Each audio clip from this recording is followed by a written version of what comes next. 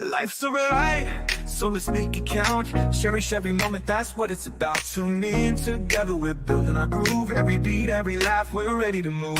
A little laughter, some love, we're soaring high. Every single episode reaching for the sky. News on the airwaves, spreading good vibes. Friends together, watch how our spirits rise. Kick back, unwind, leave the troubles behind. This podcast is gold, the treasure you'll find. With every word, we'll light up your day. Join the conversation, let's laugh all the way. A little laughter, some love, we're soaring high. Every single episode reaching for the sky. News on the airwaves, spreading good vibes. Friends together, watch how our spirits rise. Kick back, unwind, leave your troubles behind. This podcast is gold, a treasure you'll find. Good morning, everybody. And good morning, Miss Doodle and Mr. Arctic. And how are you today? Oh, hello.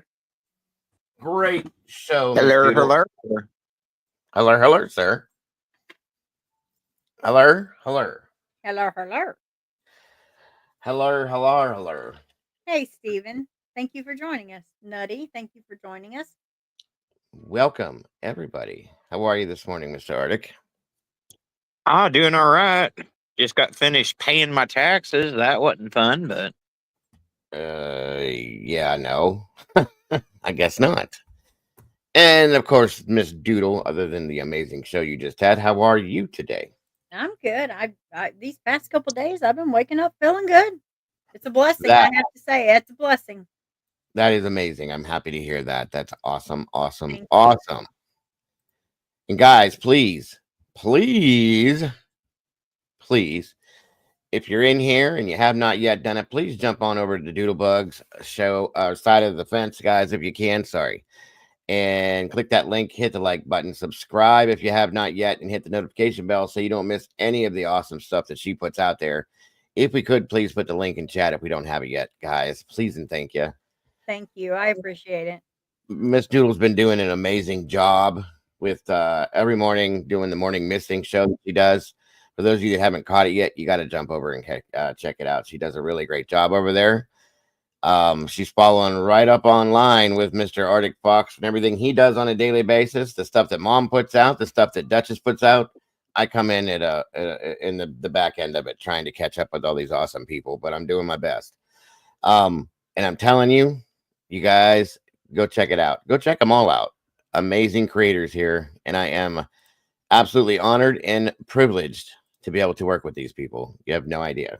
So please do that if you will. There's Doodle's link right there. Thank you, Arctic, my friend. I appreciate you, brother. And yeah, guys, jump on over to Doodle's side. Hit the like button over there.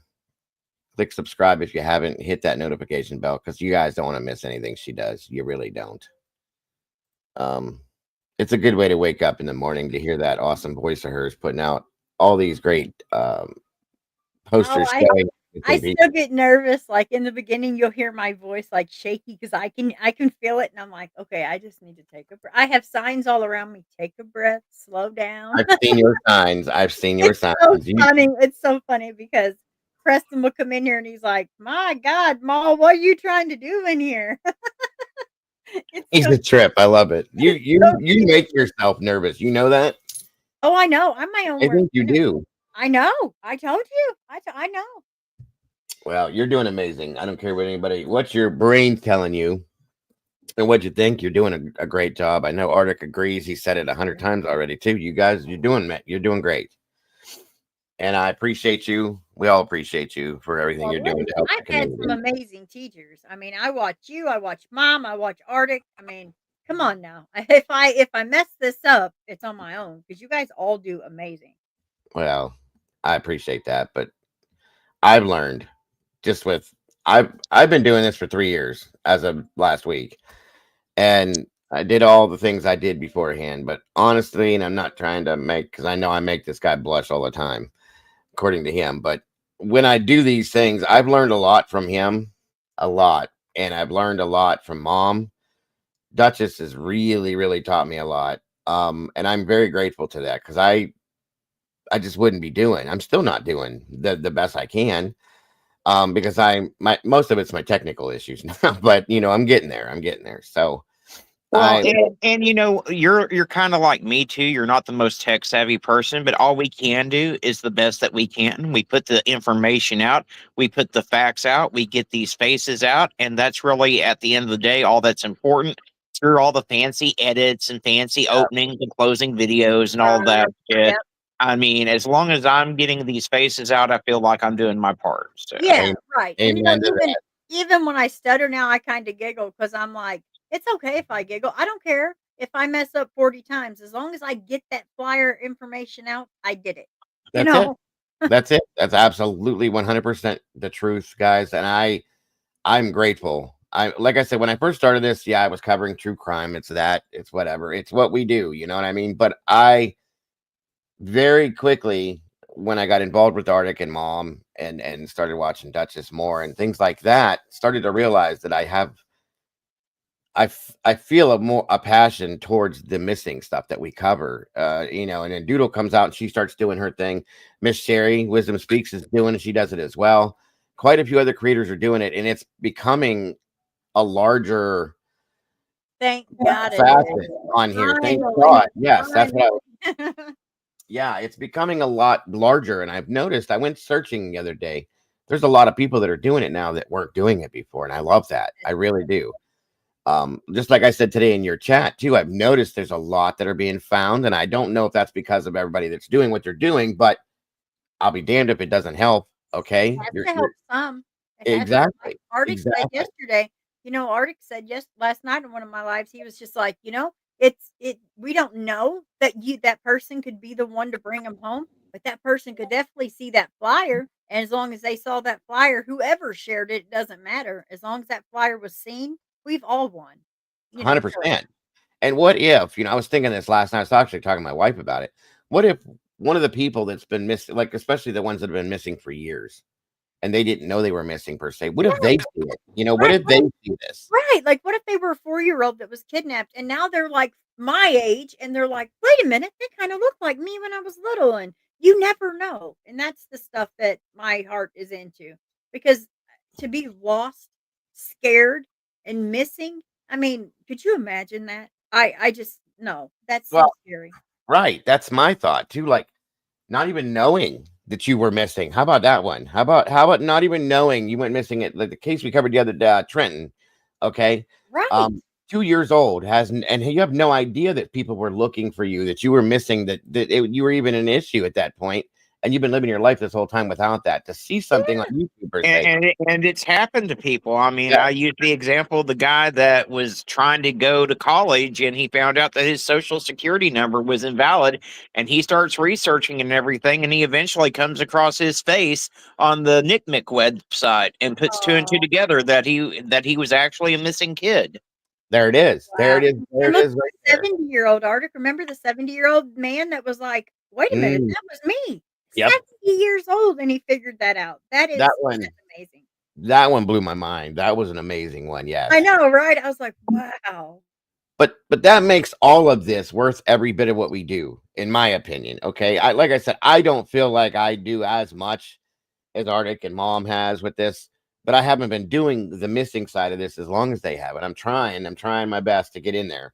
I still cover the other stuff though. You know what I'm saying? The other cases, and I'm bringing in more cold cases now. Thank you to Tomboy for throwing that out there and for your guys' idea. I love this. I love this cold case thing. I really do. Yeah, you and Tomboy do amazing with that. Really, how she's on that shit. But the funny part is that Tomboy is like your right hand, where mine's Lisa Joe. Because at least all I gotta do is say, "Hey, Lisa, I need a case." Well, no, that was Lisa Joe's a lot of our right hands, and if you need cases, let me tell you something. There's two people that will give you any cold case you want. Chris Gideon and Amanda. I forget her last name, but those two will give you every cold case that's ever happened. Chris is amazing with that. Yeah, I was gonna say good ones. Yeah, Chris is awesome. He's been sending stuff through. And the different groups and stuff he's been sending through. I mean, Chris, there's too many people, guys. It's exciting to talk about. So if I'm acting like a kid, I apologize. But there's too many people in this community. Lisa, a tomboy, was just, she gave me the idea. She helps in a lot of ways, but Lisa, and I'm not taking away from anybody, but Lisa's amazing. The things that the first one we did in here, the first cold case, my first, I guess, premiere, I guess you could say, she was right there and it brought people into that one. That's amazing to me to be able to do that kind of stuff. I love it. Okay. And it's not going to happen with every one of them. I understand that, but damn, that was exciting to me. And it tells me there's people out there that they want this done. And this case we're covering today, Marshall Iwassa and Daniel Reoch. Okay. The two of them linked together without me even realizing it. I was covering Marshall Iwassa at first, realized that Daniel Reoch was attached to this. So there's two of them. It's That case is just wild because Daniel's vehicle was found on the day that Marshall went missing. Yep. And there's speculation that the two of them had met up with some guy at a bar and they had met with foul play. I mean, it's a wild case. It is very, very, and I've been trying to find the most interesting ones I can find to bring to you guys, which thus far they have been pretty decently, but the ones that have been really, really pushed, like gone through and gone through and gone through. This one, you guys, it's also an indigenous case, okay? And that's important too, because that doesn't get enough airplay, in my opinion. We've all talked about that. Taylor did an episode on her channel of Indigenous Missing that we were over there for. And a lot of stuff needs to have a lot more play than it's getting. This, again, it's like a twofer. You know what I mean? Actually, a threefer, because we got two people went missing. And like Arctic said, it's very weird. And we're looking into the indigenous side of things too and helping in that aspect. And that's awesome to me. Yeah, the Molly Miller case, which Doodle just put her name out there again. We covered that a few months back. Molly and Colt. That one is a wild case. I've covered Molly and Colt's disappearance several times over on my channel, and Right. there's so much to that one. That different people think different things may have happened to them, and then there's been so much false information come out in that case that it's wild. I mean.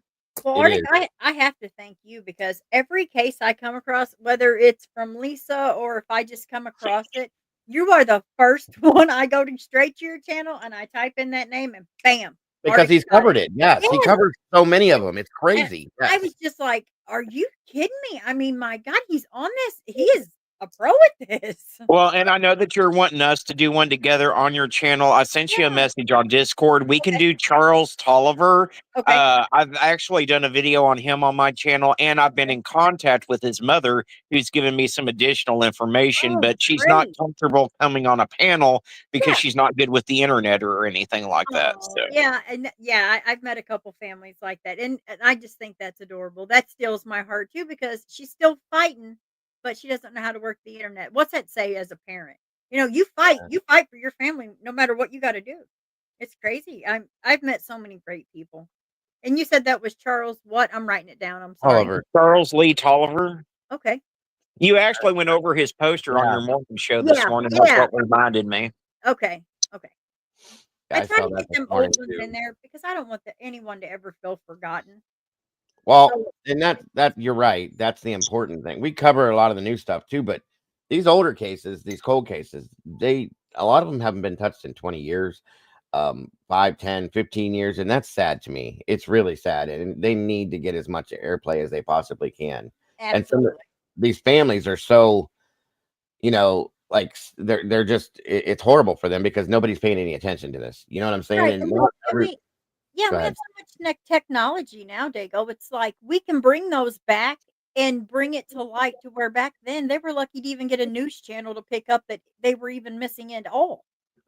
We've seen that recently, actually. Well, yeah, they still have problems getting the news to cover them because unless law enforcement takes it to the news, the parents can beg all they want to, and the news won't do anything. It has to be law enforcement take it to the media for them to even cover the damn thing. Yeah, that's like I was saying the other night. If Preston ever something would happen and God, oh my God, I would be a nutcase. But I would cause more drama on this YouTube. Everybody would know me. They'd make fun of me. They could drag me, and that'd be great as long as my kid's face is out there. And it's sad. Absolutely. We have to change that. We have to. Yes. Yeah. Well, and I think, listen, I think if we keep doing what we're doing and I continue to go more and grow more with that stuff as well on my side of things, you guys keep doing what you're doing, and there's more people we're going to put a dent in this eventually, and something's going to change a little bit, in my opinion. That's just how I feel. And I pray that that does happen, guys. And maybe if we can get this damn petition to go through that Arctic is putting out, we can change some things there. We can change some things over here with different things there and keep rolling with this and maybe actually make a real difference, you guys. And that's what I'm hoping for. And I think that there has been, like I said, I've noticed it growing. Okay. And I've seen a lot more people doing this. And when you have people like Lisa Joe and Chris and people that are so deeply into this, that have the ability to do the things they do to help with the other channels like us that are doing this, it all goes back to it takes a village. And to me, Does. it's And I've met some great absolutely, people, like Klein. Klein is yeah, absolutely fine. amazing. Julian, he was amazing too. I mean, and when you get to meet these families, even if it's on the internet, there is a heartwarming feeling. Now, there's sadness because you wanna help them and they're lost, but there is this connection that you get with these families that they become your family. Ask Oh Barb. my Barb has God, no choice. Barb, Barb's no, family now, Barb, you know? Barbara, right? Yeah, And Oh, you yeah, it just makes 100%. And some of these family members that are out there fighting for justice are fighting for family members that they never even met. yeah, That they were born after that family member disappeared, but they're yeah, still out there fighting because the parents of the loved one have since passed, and the torch has been passed down to the next generation, and they just want answers. They want to know what happened. and I that's know it. that's sad, but to me that's progress, and that makes my heart so happy because it even though they didn't even get to meet their family member, they're making progress. Yeah, yeah, definitely. And like I agree with you guys. Absolutely. Lisa, I've seen Julian in here a lot as well. I appreciate Julian as well. Like I said, there's so many amazing people we've met. Like I've met personally, Barb Yeah, I did a and her live last family. night with Julian. Jana's another one. I'm grateful to have met Oh, Jana. She's yeah. an amazing person. Yep. And so on. And there's so many of them, guys, and it keeps getting bigger and bigger and bigger. And I'm absolutely excited. And again, Arctic, again, I'm not trying to make you blush or whatever you say, but I gotta thank you, dude, because when I first got with you, I was just getting into the missing side of this. I was covering all the other cases, but it really opened a door for me and opened my eyes to something. I've learned a lot from you, and I'm extremely grateful to you, dude, for doing what you do and getting me kind of lighting a little fire under my ass to get me going with this. And I'm always going to be grateful to you and Mom, Duchess, and all the people that are involved in that. It's just I can't say it enough. So I hope you understand that. It's been very, very important Hey, to me. look, I look at it from this perspective. If I see someone out there that's trying to cover these cases and I can steer them in the right direction and try to help them avoid falling into the tragedy pimp platform, I'm all for that. And as soon Yeah, as I saw you with Clue, I knew that's the direction that you may be heading. So, it was yeah. going that way, and I was watching it, but I have people that were watching it for me. I got to tell you, for one, the Blue Crew in here were constantly, they were pulling on my shirt tails in the back, trying to pull me back. And I was a little hard headed. We all are, as you're learning. A little.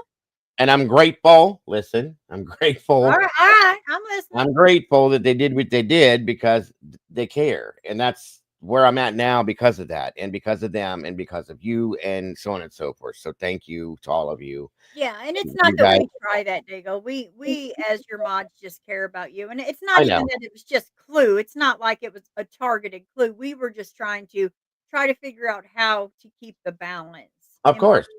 keep the That peace and the balance was like it wasn't really her personally. It was just how that direction was going. That it was was yeah. the content itself per se. Yes, I agree, and I appreciate. I do. It's a learning process, folks. It's an absolute learning process as you go. Okay. And I'm learning. I'm still learning, and I'm grateful to the people that are teaching me. Um, and there's Mom with her little 5 cents that she's throwing in. A little hard headed. My Hmm. peach. I was ready to drive to Ohio. Well, good. Then we could have had dinner. Just saying. Yeah. Well, I ain't cooking because I was going with her. So Anyway, I appreciate all of you guys very, very much. By the way, I think Mom, hold on. I bet Fox is having trouble. His picture's gone. Unless it's on my side. Or mine. Stupid I'm internet. still here. I I just had a little It's glitch. just not showing up, but except for just a circle. Or like your picture's gone on my It's on side. that's your side then, hon, because I see it Okay. perfect. All right, Here. good. It could just be my side. Yep. Mom, your link is in Discord if you want it, dear. As always, it's going to be there every day. I'm just letting you know. Hello and welcome everybody. Real quick, let's see who we got over here. I didn't even get to do that, guys. I wasn't neglecting you. I'm sorry. Of course, the amazing Mr. Fox up here with us and the Doodlebug herself. Both of you are very much appreciated. Miss Lisa Joe, welcome back, as you are as well. Always a pleasure. Miss Barbara Hall, Timmy's Legacy in the house, guys. Don't forget tonight, I'll be joining Barb over there tonight at 6:30 p.m. Eastern Standard Time for Miss Barb's show. I would love to see you all there supporting. That would be amazing. As well, Miss Sassy Cassie's in the house. Welcome back, Cass. I hope you're feeling good today. KCG, hello and welcome. Thank you for joining us. Miss Molly Drake's in the house. Good to see you, Molly. Thank you for joining us today. Miss Bonnie, thank you so much for the super chat. Morning to you, my dear. I hope you're feeling okay today. Much love to you and all the prayers we have to you, Bonnie. We love you to death, dear. I promise you that. Mr. Steven, welcome back. True Wrecking Crime, good to see you. Rowena is back in the house too. Welcome back, Ro. Miss Stormy, good to see you today. Miss Amy Conway, buenos dias to you. Nutty's in the house. Welcome. All these people come from your side of things with these awesome names. I love it, Doodle. I love it. Welcome back, Nutty. Good to see you. I have a cool group over there. Obviously, you do. Yes. Brutally Honest is in the house. Good morning to you and good to see you again. Mark Schumann, great to have you here today. The Second Coming in the house today. Awesome and good to see you. Welcome back. Good to see you today. Donald Duck. Oh my God, we have a celebrity in the house, folks. Good to have you here. Good to see you. Thank you for Hey, joining us. Donald. Thanks for quacking us up. We love you. Absolutely. Miss Brandy B, the OG. Welcome, Brandy. Good to see you, dear. I hope you're having a good day and a good morning. Sunday Doodles. Hello and welcome. Are you guys related, Doodle, by the way? I always wanted to ask you that. No, I don't think so, but maybe. I don't know if there's a Doodle in the family, you know? Let's see. Miss Taylor, welcome back to you, dear. Good to see you today. Hope you're having a great day. We're getting their top there here. Hold on. Miss Marion Tate, it's been a while. Wonderful to see you, my dear. Thank you for being here today. I hope you're having a great day. There is Klein with Missing Black People, the Forgotten. Wonderful to have you here, Klein. Thank you so much for everything Klein. you do. And thank you for just being you. You do amazing things as well. We appreciate you so very much. He is amazing, Dago. Yes. Amazing, so respectful, amazing person. Absolutely. And please, Klein, please understand and know that you're always welcome. I would love to do something with you as well. If you ever want to join me, please let me know anytime, every time, just so you know. Let's see. I want to make sure I didn't miss anything. Miss Marion Tate, again, good to see you. Leslie and Billy's in the house. Hey. Welcome back to you, Miss Leslie. James Tate's in the house as well. Good morning, sir, and thank you for being here. We appreciate you, by the way. For those of you that don't know, this is Miss Barb's family for Timmy's Legacy. Such a very supportive family. They have been with Barb. They support her and all the things that we have done to help these people, and they're so amazing. I appreciate them so very much as well. Of course, the lovely and amazing channel mother, Miss Wisdom Speaks. Miss Sherry, welcome. Good to see you, dear. Thank you for joining us today. I think I got everybody, and if I didn't, I'm so sorry. Wait, let me check the bottom. KCG. I got you. Of course, Mind of Monsters in the house. Mom, waking up, drinking her coffee. I hope your headache went away, Mom. I think I got everybody. If I didn't, guys, I didn't do it on purpose. I'm so sorry. I will catch up with you if I need to. Spanky's in the house. What's happening, brother? Good to see you, and thank you for everything you do on a daily basis, my friend. Always a pleasure to have you here. I did say Stormy. I seen you. Miss Stormy Sherry, good to see you, and good morning again. Thank you for being here. Hey, Spanky. I'm not yours, but yeah, I'm here. Have a great day, bud. Oh, Spanky. He's persistent. I give him that, man. He's persistent. I was not. We joke a lot, guys. Don't think it's us being mean. We are like I know. brutal Gen X like roasters to each other. They've So known each other for a long time. They work yeah, too together. long. Too Yes. long. No, I'm joking. I do. Okay. Do I ever? First off, you wouldn't allow me to ignore you, Cassie. But have I ever ignored this woman? You guys ever? If you think I'm going to disagree with Cassie, you're crazy. Of course, you've ignored her. Oh wow. Oh, I see where the loyalty lies. I'm playing. Okay, I got you. Anyway, I hope you're all having a great day. Oh, Yes. Mom is. Oh Lord, that's very true, Mom. That's funny as hell. I don't get on Facebook. It's a toxic space. I share and get out of there. And I have And yet to. she lives on Twitter. I was going to say I have to agree with Nordic. Like she's the queen of Twitter too, folks. She runs Twitter. She gets over there on Twitter and she's like, "Who wants some? Come on!" It's like Will. Right. The clubs come off like, bare knuckles every time, 100%. Don't ever go on Twitter and go against her. I'm telling you, you will never walk away from it. Breathing. That or you'll just love her because I love it when she gets all mad on there. I'm like, "Damn, Mom." Mm-hmm. Yep. Just saying. I hope SRB was not feeling good yesterday. I hope she's feeling better today. I was really hoping she could see this one because she gets into these cold cases and some of these that are really interesting. She really gets into them. I was hoping she'd get to see this one, but she wasn't feeling good yesterday, and hopefully she's feeling better. Let's see. That's what I did originally too, Lisa, but I went back and set up a Twitter for the channel, and it's just still. There's a lot of crap goes on over there. I'll tell you that much. Abigail Carpenter, welcome. Good to see you today. Thank you for joining us. Again, everybody, please, and if you would, Miss Crystal in the house, good to see you. If you have not yet done it, guys, again, drop Doodle's link. Anybody that has not that's come into this channel, please jump on over to Doodlebug A4RC's channel, if you will. Hit the like button. Subscribe if you haven't. Hit the notification bell and like everything you can over there because it's all so very likable and so awesome. I appreciate that so very much. If you would, thank you again, Arctic. And I appreciate that so very much. Thanks, guys. I do appreciate it. And for those of you that don't know yet, every morning, guys, at 9 a.m.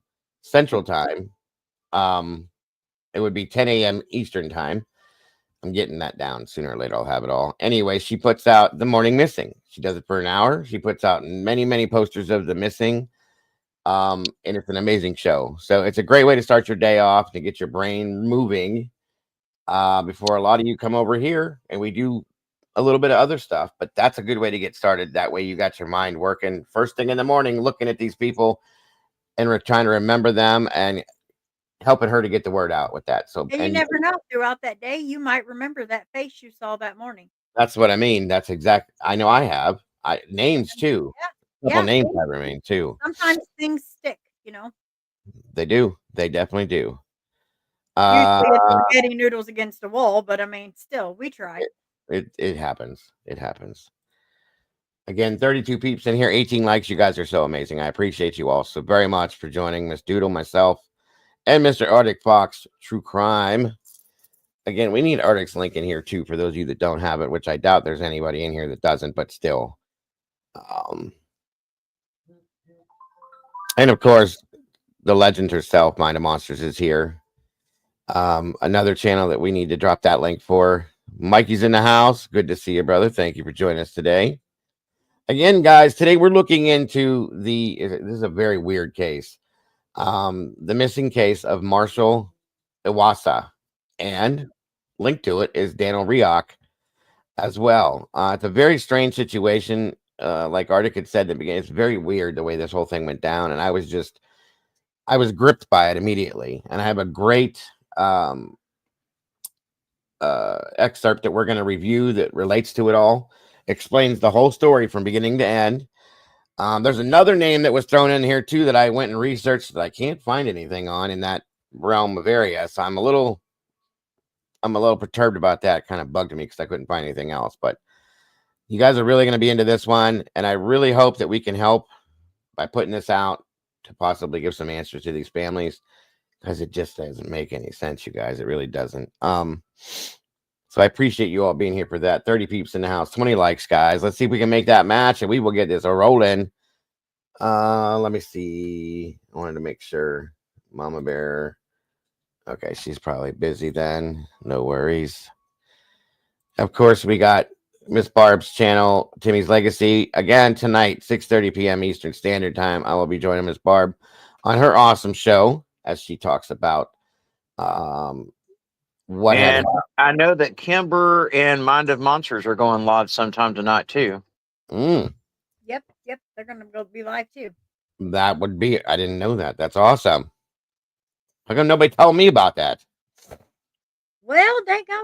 You are subscribed to them, and so you kind of could pay attention there and see that. Oh, because they have early thumbnails. Just Guess what? saying. Guess what? I don't get that stuff. I told you.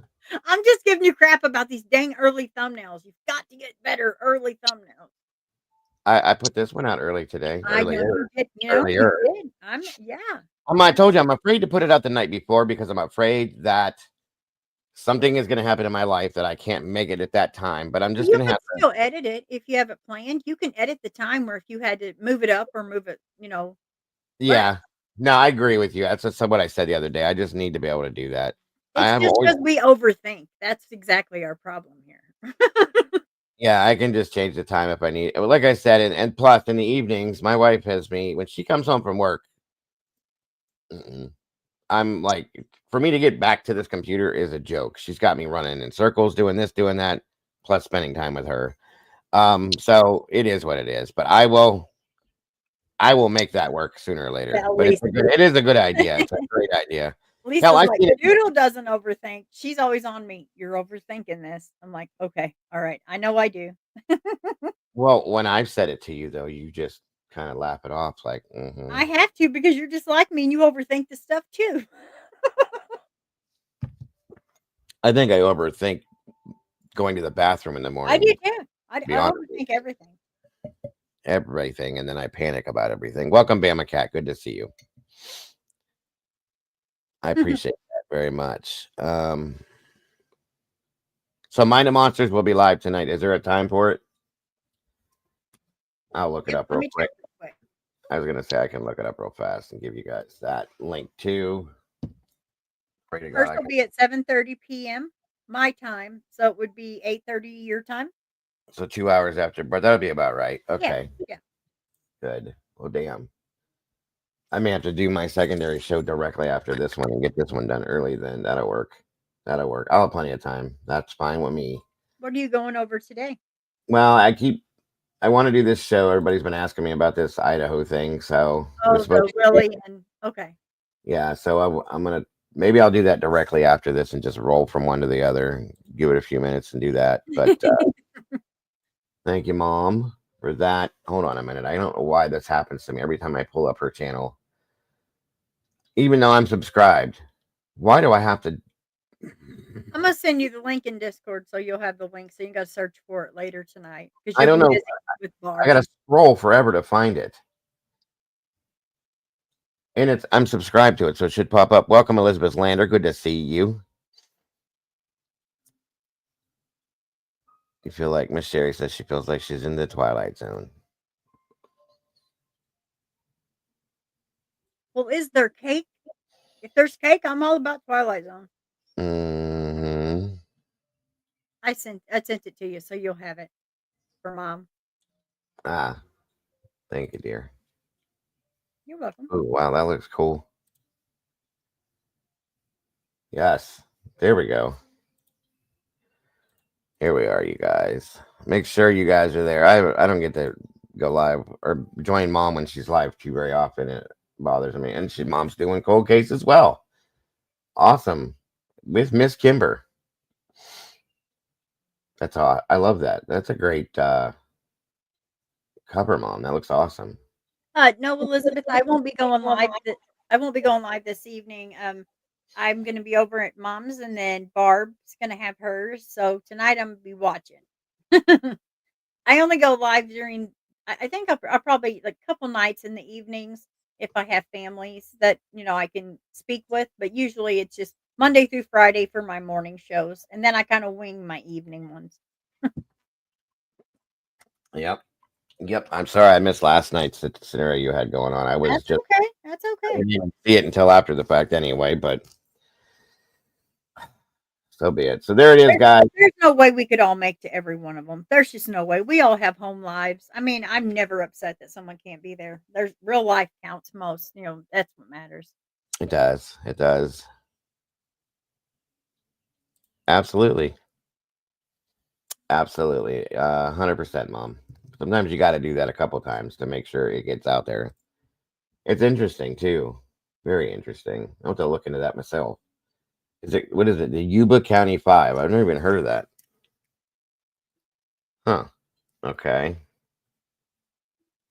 Awesome stuff. Nana? Is there a Nana in here?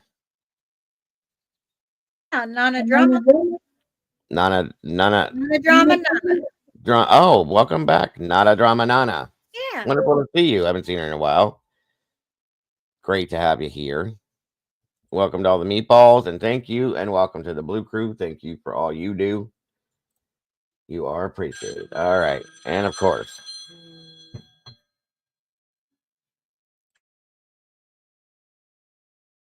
all right, let me get this loaded in and let's get this ball rolling. 28 peeps in the house. You guys are awesome. Appreciate you all very much.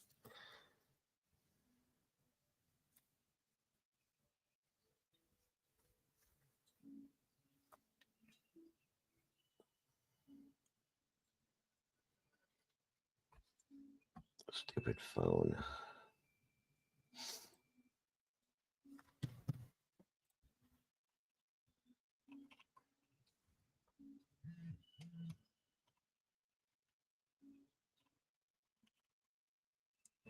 Okay.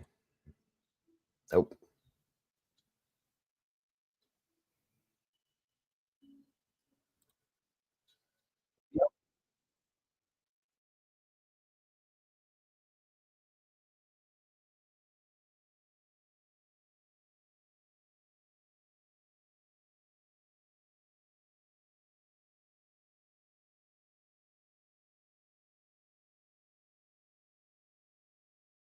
Okay, you guys, I think I got everything.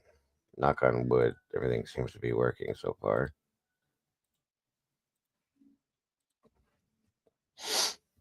Welcome back, Cass. Did you check on your mom this morning, Cassie? Make sure she's all right. She had a headache and her stomach was bugging her, and I hope she's feeling better.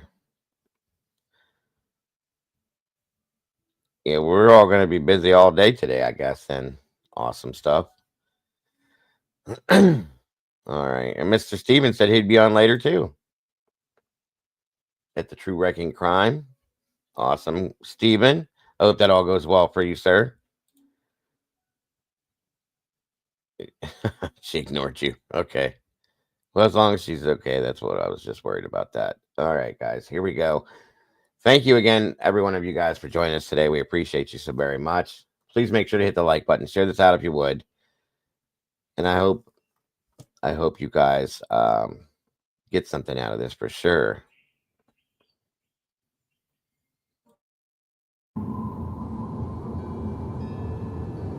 Currently, 26-year-old Marshall Iwassa is taking a drive to see his mother.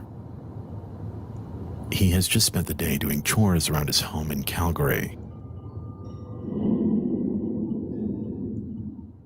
His trip comes at a time where he's currently on.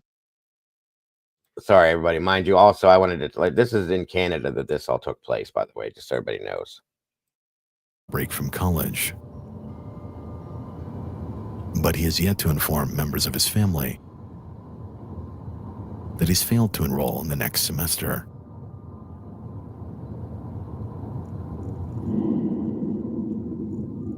Perhaps he just wasn't ready to tell his family he needed a semester off.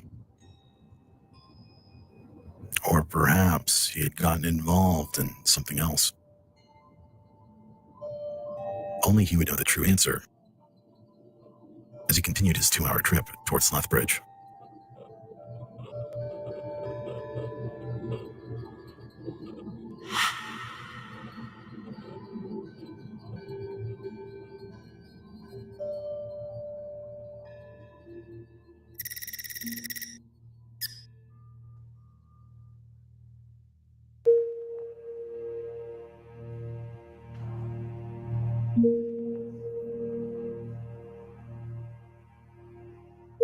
But after his arrival and a short visit with his mother to help her with her computer, at around 11 p.m., Marshall would be set to hit the road again. You see, the other reason that Marshall came to Lethbridge was to pick something up from his storage unit. Welcome, And Demon. the original plan was to take a quick trip to this storage facility located in the industrial park of Lethbridge. Then, after this quick errand, it would be a straight shot back to Calgary. And while Marshall wished his mother a good night and set out that one evening, as far as anybody else was concerned, after this brief visit, it was back to school and back to business as usual for Marshall. Thanks, Mom. But unbeknownst to his family, Marshall had stopped attending classes some time ago.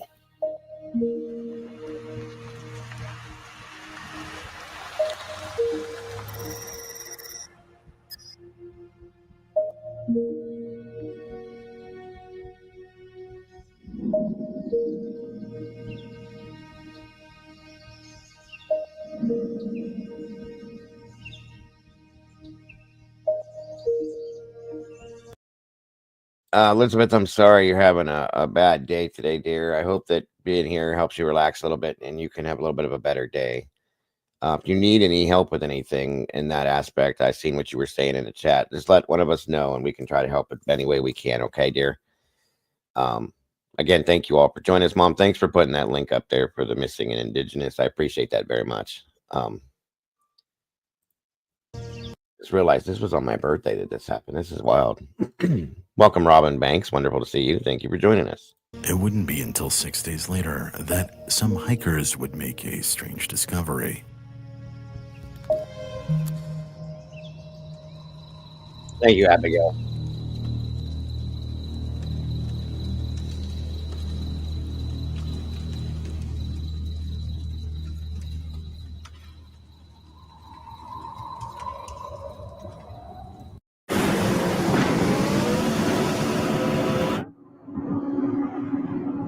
Pretty serious. Sorry, guys. I don't spell that out. This is the Felix Creek Trail in Pemberton, British Columbia. The path itself extends from an old logging road that later breaks into an open valley that cuts up north to a location called the Brian Waddington Hut. This location is maintained by a volunteer outdoor club, which allows individuals to spend the night up there, assuming they register online. The trail itself is well off the beaten path, so much so that it's often cited as a location where you're not likely to run into anybody, especially if nobody was scheduled to be up there. But on November 23rd, 2019, one post would signify a rather dark discovery, where James M. Stark would write, "Had a crazy experience this weekend trying to get to the Brian Waddington Hut. We took the 4x4 trail all the way to the trailhead, and when we arrived, we came onto quite the scene. There was a burnt-out pickup truck that smelled very fresh. In addition, there were possessions thrown all over the area, including 2 passports, 3 smashed cell phones, a smashed laptop, ID cards, toiletry bags, and clothing. It felt like a crime scene, and we had a very eerie feeling. We turned around and left, deciding not to hike to the hut with a fear of walking into something. Obviously, our whole group was thinking about the Canadian manhunt from the summer. We called the police and reported it. I thought the community would like to know before anyone drives 4 hours to a trailhead only to be turned around." This truck was Marshall's. It had been found in a matter of days, a staggering 14 hours away.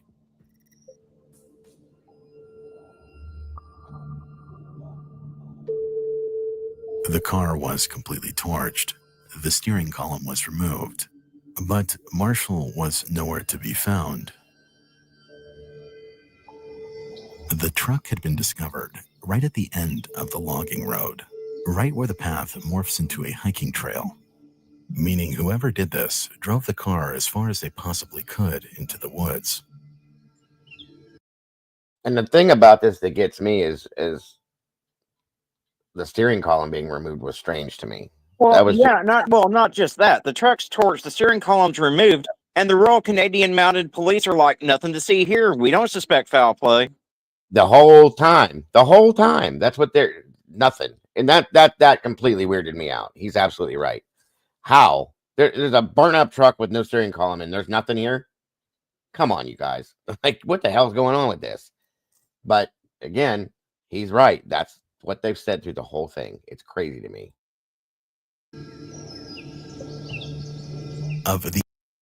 And you know the weirdest shit with this whole thing? After finding all this, you guys, and Doodle being retired police, I want your reaction on this. Guess what they did?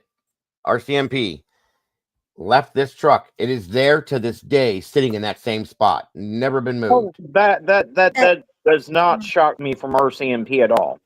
Let me tell you what. There's no reason for that to be sitting there. There should have been a tow truck. That thing should have been brought in for evidence. They should have tore that thing apart. Everything. Door frames under the seats, look for fibers. They should have done everything. Yes, but we know what should have been done. But Doodle, how many cases have we seen where instead of doing that, instead they won't even process the vehicle and they'll just turn it directly over to family members, Well, so I'll that give any you- I'll give evidence you- is destroyed. I can give you a case right now. They had in Missouri a case where a male that has been in trouble for thievery. I mean, this is a well-known criminal in our area. He has stolen four-wheelers. He's went on private property. He's burglarized houses. He's actually stabbed a guy. All this crap, but he was still loose, right? Well, he goes and now he is in jail. He hopefully can't get out of this one because mommy can't get him out of it. But what he did is he took the life of a man, stole his Jeep, and put his dead body in the passenger seat, drove on out, set the Jeep on fire with that guy in that Jeep. Now, they finally had, and do you think they took that in for evidence? Nope. No, they It didn't. Why? blows me. Because it's Washington County. And in Washington County, and I hope you hear me, Washington County Police Department, because I'm talking about you. Y'all need to do your job and quit being lazy. Y'all got you swore an oath, stand up or sit down and let somebody do it that can. Okay, I'm done. I'll stop. No, I mean, you're absolutely right. Guys, if you were to go to this area and go on this hiking on this trail, walk back to this area, that truck is still sitting there. They took nothing from it. They didn't, like she said, they should have taken every bit of this man's missing. Well, and not only that, but the people that initially found Marshall's vehicle, they took pictures. Yeah. Law enforcement took pictures when they found it. And the people that initially found Marshall's truck compared the pictures that they had taken to the pictures that law enforcement has put out. And they said that there's stuff missing from Marshall's vehicle in between the time that they found it and in the time that law enforcement found it. And Thank you. also, why, if they were going to leave this, if they had any kind of heart as an officer, because you take that, you swear that oath. So if you actually take your oath to heart, wouldn't you come back out here even if you were off duty and maybe just keep an eye on this? And you just never know who might walk up to that truck in the middle of the night. But nobody cares. That all could have been happening here. I would be right there. That's the thing, is they don't care. I don't understand this. I mean, like we just said, we've seen things like this happen, but you guys, 5 years later, this thing's still sitting here. They've not torn it apart like she said they should have. They've not looked for anything in it. Like Arctic said, there's things missing out of it that weren't. Are you kidding me? This could have the answer. Jesus, listen to me. It's not like the answer. The answer from Boston. The I answer. did that this morning, Boston from I've Boston. seen that, yeah. But it could have answers in this as to what could have possibly happened with him. And they just left it. It blows my damn mind. It's hard. I don't. It's I don't get heartbreaking because that could be your truck, Dago. That could be my truck. That could be Arctic's. This could be Barb's. Any of us. We are no better than one another. That easily could be us, and that could be our vehicle. Right. Yep. And that's what I'm saying, you guys, that this is a cold case. There's reasons why cases go cold. This could be one of them. There could be something that was in that truck that gave an answer that they just didn't grab or need, or I'm sure they looked at it. Arctic said they took pictures. That's not enough. Okay. In any other case, everywhere that I've ever seen, I've been on scenes where they've done this, where they've towed it to the police station or the tow yard at the police department to do their things with it, guys. And they love Exactly. That truck should have been immediately processed. It should have Yes. been they should have forensically vacuumed up any evidence, the fibers and everything else that's in that truck. They should not have left it sitting there for all this time. I mean, it's that's just pure and simple dropping the ball, and that's why this 100%. case is cold today. Yep. I do agree. I do agree. And it's very sad to me. That's the one thing that really bugged me. As I went through this, I'm like, they really left the truck. They really left the truck. Are you kidding me? They really left the truck. I just can't get out of my head. But anyway, I'm done rambling, but I just wanted to make it known that's the biggest ball drop that I've seen throughout this whole thing right there. So it's unbelievable. The items that were found at the scene, this included a large amount of clothes, ID. Now, this part here, I need you guys to pay attention to because they're going to get into something a little bit further down, but just listen to the names that are mentioned and the things that are found in this vehicle. There's things that don't belong to Marshall that were found here as well. And that comes later on, but just pay attention to that. ID cards, 2 passports, 3 smashed cell phones, and a smashed laptop that all belonged to Marshall. But that being said, not all of the items were his. While there's been a number of videos on Marshall's disappearance, there's a thread of this story that often gets overlooked. And the thread I'm referencing in this case is a separate rabbit hole of information that seemingly ties Marshall's case to another missing persons case from this time. Well, good morning, Mama Bear, and welcome. Hello. Well, How are morning, ya? Mama Bear. Morning. I'm annoyed. I'm gonna find the ugliest old woman picture and put it on my Facebook page. I am tired of all of these guys. Hey, are you single? Does my profile say I'm single? On Facebook, huh? Yeah. Well, I mean, Well, at least they're just not sending you unsolicited pics of their dehydrated beef sticks. Well, that is true. But oh my god, this one guy on one of wait. my friends is hold on, Mama Bear. I'm sorry to interrupt you. It's okay. No, she doesn't, Salty, but you have a great day. Thanks for jumping in here, okay? Bye-bye. What'd that heifer say? Bye-bye now. Bullshit. Sorry, Mama Bear. Go ahead. Hello, everybody, by the way. On one of my friends, it said so-and-so replied. And I was like, okay. So I looked, and I mean, it's on my friends' page, replying to me, hey, do you mind if I ask you a question? Oh, hell no, I do. I don't talk to strangers on Facebook. Well, in a way, I mean, it's probably a little, maybe, what's the word I'm looking for? I can't think. I just went blank. I'll shut up. Sorry. It'll come back later and I'll explain it. Anyway. I mean, like, what's that word when somebody says something and you feel like Flattered. There you go. Flattering. Boom. Good God. Such an idiot I am. But anyway, in a way, it probably could be a little flattering, but the people Yes, that are doing but it. after it's 20, 25 different guys, it gets a little annoying. No, I absolutely. At least you know one thing, that if anything, God forbid, ever were to happen and you ended up single again, you know you'd be popular. Well, yeah, I'd rather just be single. And then it seems like Elizabeth's right. These other people are that desperate too, that they're all over the place looking for somebody. That's insane. Yeah. I'm grateful that I don't have to worry about that. I couldn't handle dating anymore. I'm sorry. Me too. And that's what I was getting ready to say. I could not imagine dating in this social media world. Mm-hmm.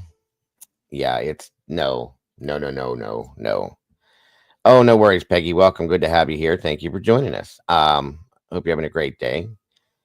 And real quick, Mama Bear, this is a Marshall, Iwassa, and Daniel Reoch indigenous situation. Both been missing for 5 years. I was originally covering Marshall Iwassa and realized that Daniel is linked to this, and it's a very wild situation in Canada, by the way. Huh. So, Alrighty, cool.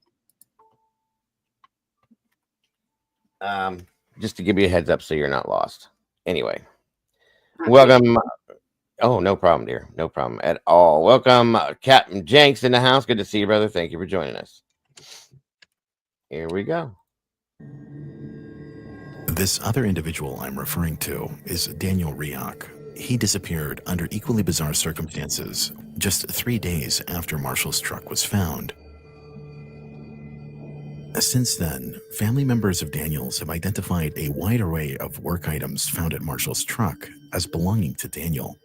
And in an even more recent development, it seemingly confirms a connection.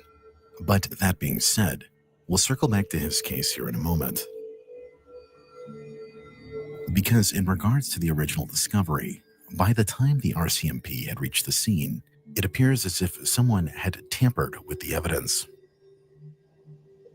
We have a bunch of items that used to be in the box that are now spread out, broken, and it looks like water ice poured on it. Things are strategically placed or broken. Some of it's just completely removed. This, again, is a very remote area. It was very difficult for us to get there. So it's difficult to think that in that small window of 2 days when our hikers that took the photos were leaving, that someone new who wasn't involved with Marshall's disappearance happened to go up there and move these items. And our hikers that took the photos, they've never mentioned seeing anyone there. We've never seen any logs of anyone being out there.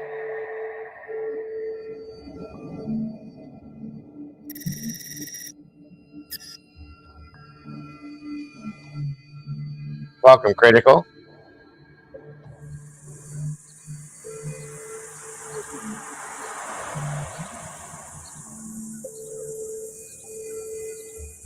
As fate would have it, it seems that Marshall never seemingly returned to Calgary. While it would take some time before the family was notified of the situation, upon checking back in with the storage facility, it was revealed that after Marshall had left his mother's home, he seemingly spent the entirety of the night trying to get into his storage unit. But there was a problem. The facility was closed. While the actual surveillance footage was deleted by the time the family had been notified, keypad records had shown that Marshall had input his access code various times over the night unsuccessfully. But it appears that Marshall had waited there throughout the entirety of the night until he successfully gained entry at around 6 a.m. After getting into his unit, he would go on to spend 2.5 hours inside until he left at 8:24 a.m. After this exact point, there is no further details about his whereabouts. His financial trail goes cold, and while it doesn't appear that he returned home, it definitely raises the question. Hello, Kimber. Good to see you. Thank you for joining us. Of what Marshall needed to get from his storage unit so desperately. Yeah. Okay. So do you know why he was in the storage room? So he needed a box for a piece of his computer. So he built his own computer. He was a computer guy. That's what he was originally going to school for. And he needed to send a piece away because his computer was broken. So he was looking for something to do with his computer. Okay. Yeah. And he was in there for 2 hours. Yes. Okay. And I guess that's normal. I don't know. I mean, especially if you haven't been back to your storage room in a long time and if it's really full. Right. Yeah. Yeah. He was last there in August. So it's not like he was there all the time. But yeah, since then, the storage unit has been searched and nothing is weird about it. Everything seems normal. Everything is still there. While Marshall's family insisted that there was nothing missing from the unit, it's worth mentioning a couple things for context. The first of which was that Marshall had spent about 800 hours developing a video game, and from what I can assume are backup timestamps, it appears that he had been working on the game the morning of, prior to heading to his mother's. Given this detail that he was working on a passion project, I can see how this would create some urgency to retrieve whatever part was necessary. But on the other hand, the other thing I should point out is that Marshall had seemingly packed a bag at some point. With all of the clothes and toiletries found at the scene, this seems to insinuate some sort of planned trip after the fact, as Marshall was known to keep his trunk rather organized. Additionally, there were quite a few items that were never located, one of which was his hiking backpack, which seems to strengthen this idea that there was a packed bag in his car. But that being said, even if Marshall had been planning a secret trip after this visit to the storage facility, Marshall was not known to have any contacts out in BC, making the circumstances surrounding his trip to the storage facility undoubtedly strange.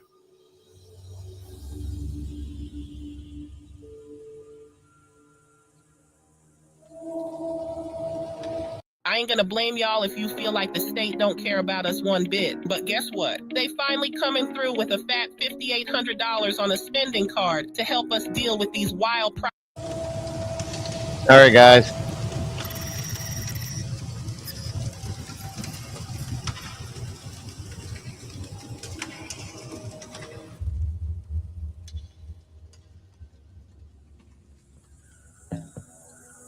Generally speaking, finding a car burned off an old logging road is not a unique set of circumstances. It's actually a pretty textbook method of disposal, as torching the car leads to the destruction of DNA evidence.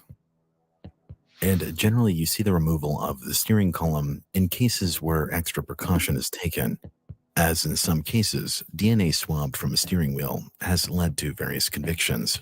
In the Enville National Forest, a body found inside a burned out car. This burned out car you see here during a worker's early morning walk. Yavapai County Sheriff's Office investigating a suspicious death after a body was found in a burned out car. A man's body and a burned out car found near a construction site close to Grand Avenue. Deputies say the car was found on a logging road off Highway 155 near Montevallo. Body was found burned in Pike Township in a wooded area near Eagle Creek.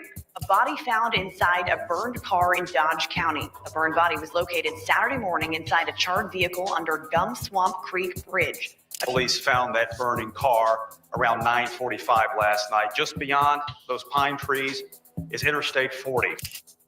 I think you get the point.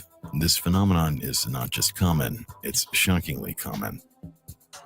And the reason I bring this up in regards to Marshall's case is because of what happens next.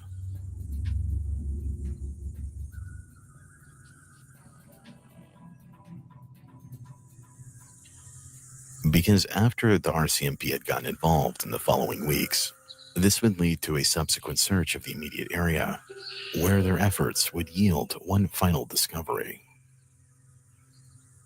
That being a path of burned clothes that started from the car and led to a nearby creek, where it, quote, appeared as if someone had caught on fire while the vehicle was burning.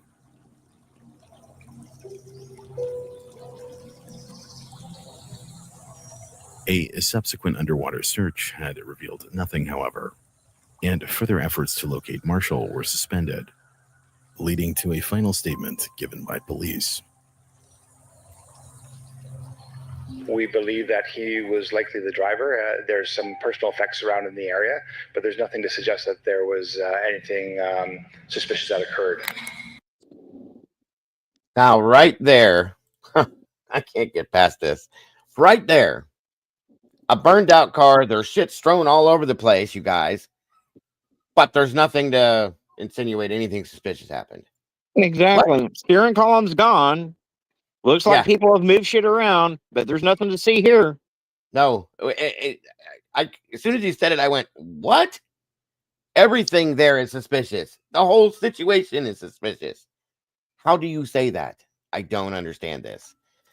And this, again, is another one of the reasons why this case is cold, because they didn't care, in my opinion. They didn't care. They left the car. They don't care. Why? I don't understand, but it's crazy to me. Absolutely crazy to me. So remember that was said, guys, because you'll see on throughout the rest of this, they don't care. They just don't care. I'm not here anymore, Critical, and I don't talk about it either, or that name. So no offense to you, just saying. But she does have a channel. I'm sure if you can go over there, I'm sure you can catch up with her latest stuff. She does some pretty good Delphi stuff, but if you're interested in that, yeah, she has her own channel over there. Mhm.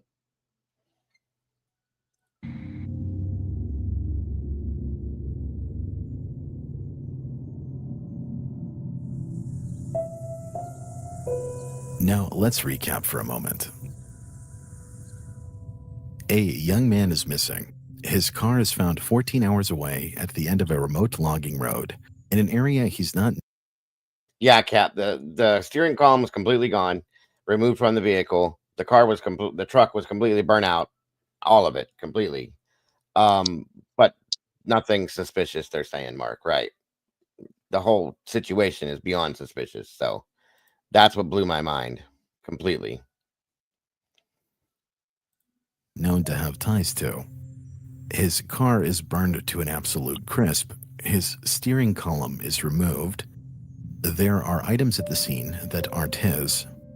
It appears as if someone had tampered with the scene after its discovery. And there's a trail of burned clothes leading to a nearby creek. Yet despite this mess of information, authorities would neatly tie it up by saying nothing suspicious had occurred. Again, I don't get it. But hey, I guess to them, wonderful police work here.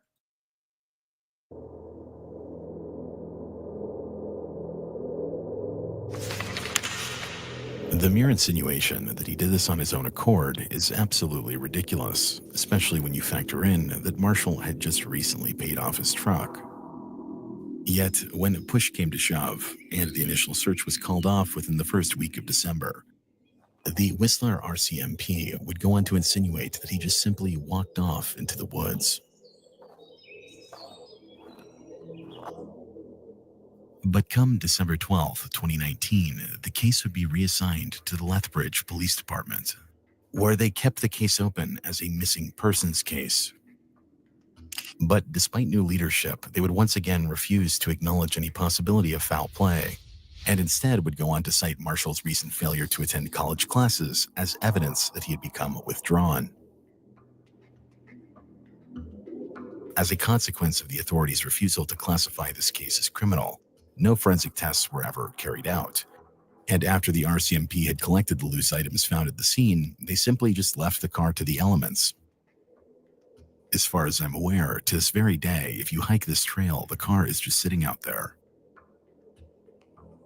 But after the LPD had done a final search in June of 2020, the case would take a rather strange turn.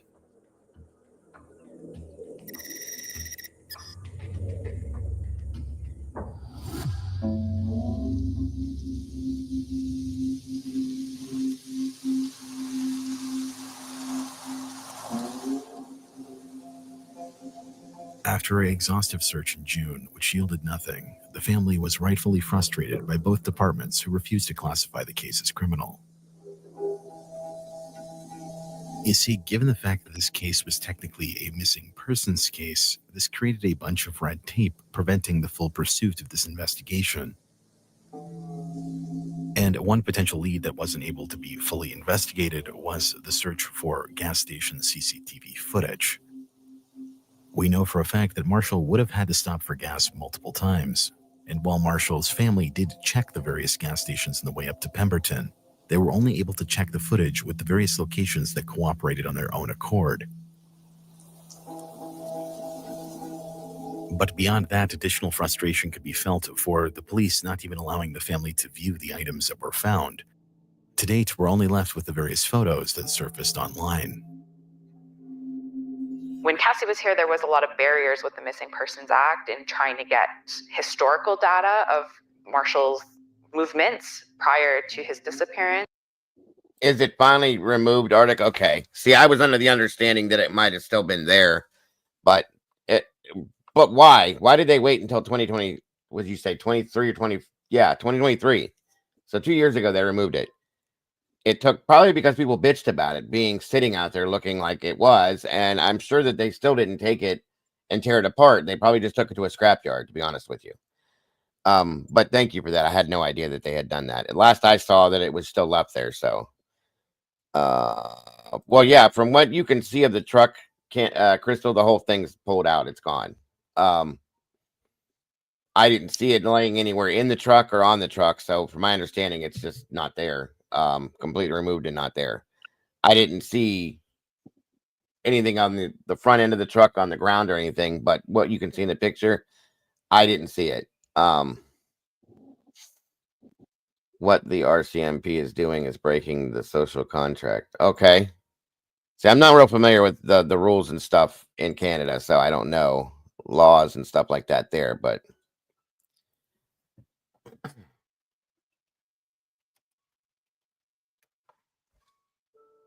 interesting. Thanks, Arctic. I did not know that. I appreciate that, bud. Not real sure, Elizabeth. What'd you say, Mama I Bear? said not real sure, Elizabeth. I guess her car taxes went up $600 in 2 years. Oh, good Lord. That's horrible. Probably has to do with the state you live in, Elizabeth. That would be my guess. Yeah, so it could be, Crystal, that somebody has it as a trophy. I don't know. It could be that they just took it because of something that it could have maybe to identify them. Maybe I don't know. Well, and we also have to look at the possibility that maybe the column was missing before Marshall even went missing. A lot of beater cars are out there without proper steering columns on them. So yeah, that's very true too. Very good point. Waco massacre. So okay, take care, Stormy. Have a good day. And I think that's something that we're still continuing to push for, is to get those answers and get that information. You know, and for me, one of the biggest things would be this fire investigation that, you know, just happened. And no results yet, right? Yeah, from what I've been told, they're still waiting on the fire investigator report, which is a month now, just over a month from when they were up there, and a full almost 9 months since Marshall went missing. So, you know, I've wanted a fire investigator up there since day one. Yeah. And for them to just have one, I mean, I'm happy that one went up there when they did the final search that they just completed. But, you know, it's a little bit late and we're still waiting for that report. Because, you know, if it's considered arson, you know, that's criminal. And so that I'm hoping that we could then get it pushed into a criminal case, a criminal investigation. Absolutely. It seems really strange that they would wait that long. Is there any idea why? I mean, to me, it seems like anybody could go out there and tamper with evidence, right? And that was our concern from the beginning of having the trucks still being out there, is that it wasn't a controlled site. This fire investigation would later be deemed inconclusive, which would bar Marshall's case from a criminal classification. And as you can imagine, leaving the car to the elements for 9 months definitely didn't help for clarity. But that being said, when the family hired a private investigator, his findings differed on the site.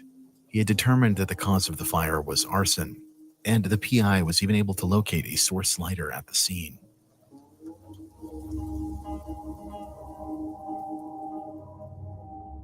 But despite these findings, this didn't appear to shake the LPD's opinion on the case, and come August of 2020, the family would launch a petition to manually push the case to a criminal classification. Shortly after the petition was launched and started to gain some traction, the Lethbridge Police Department would go on to issue a statement.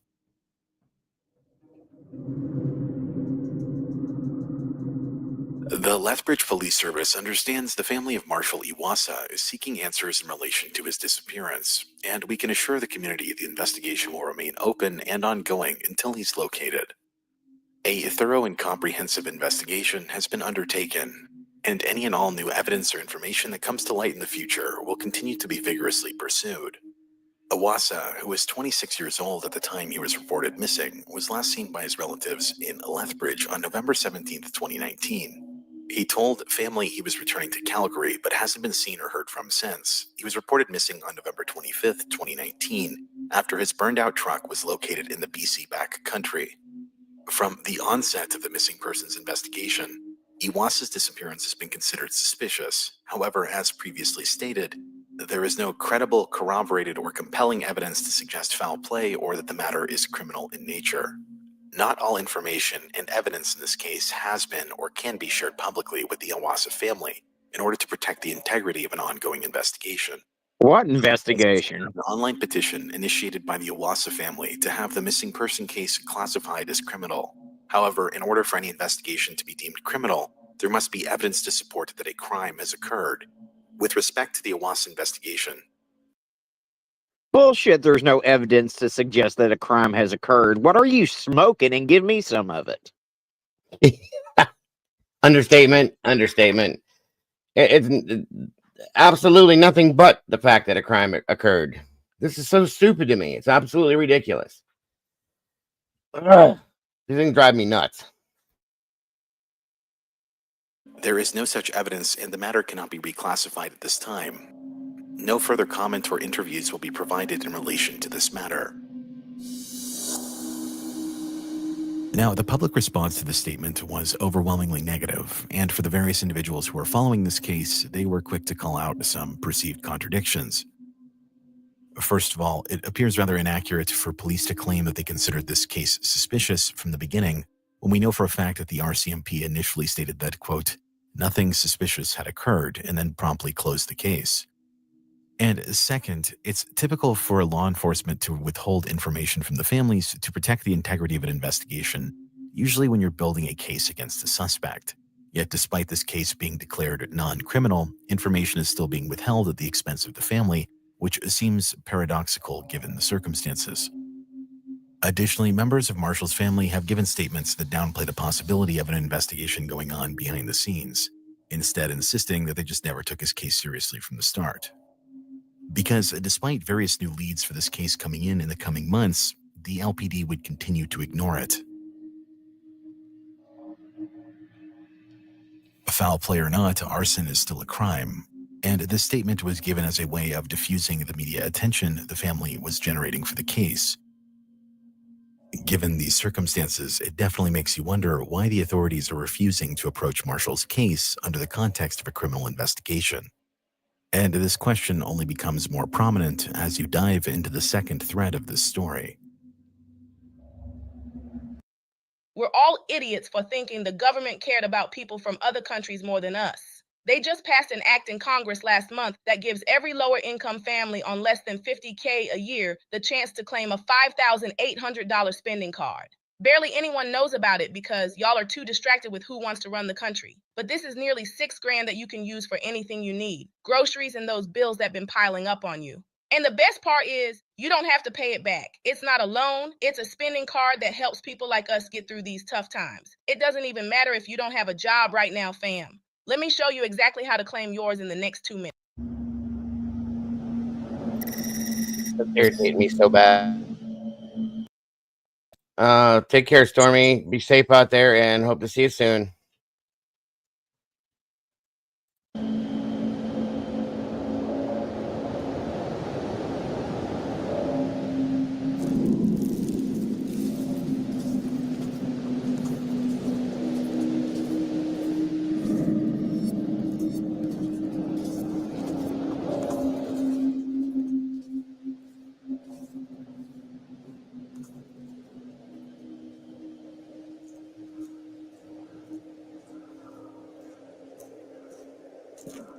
On the very same day that the police had reached the scene of Marshall's truck, another set of incredibly strange events would unfold about an hour down the road.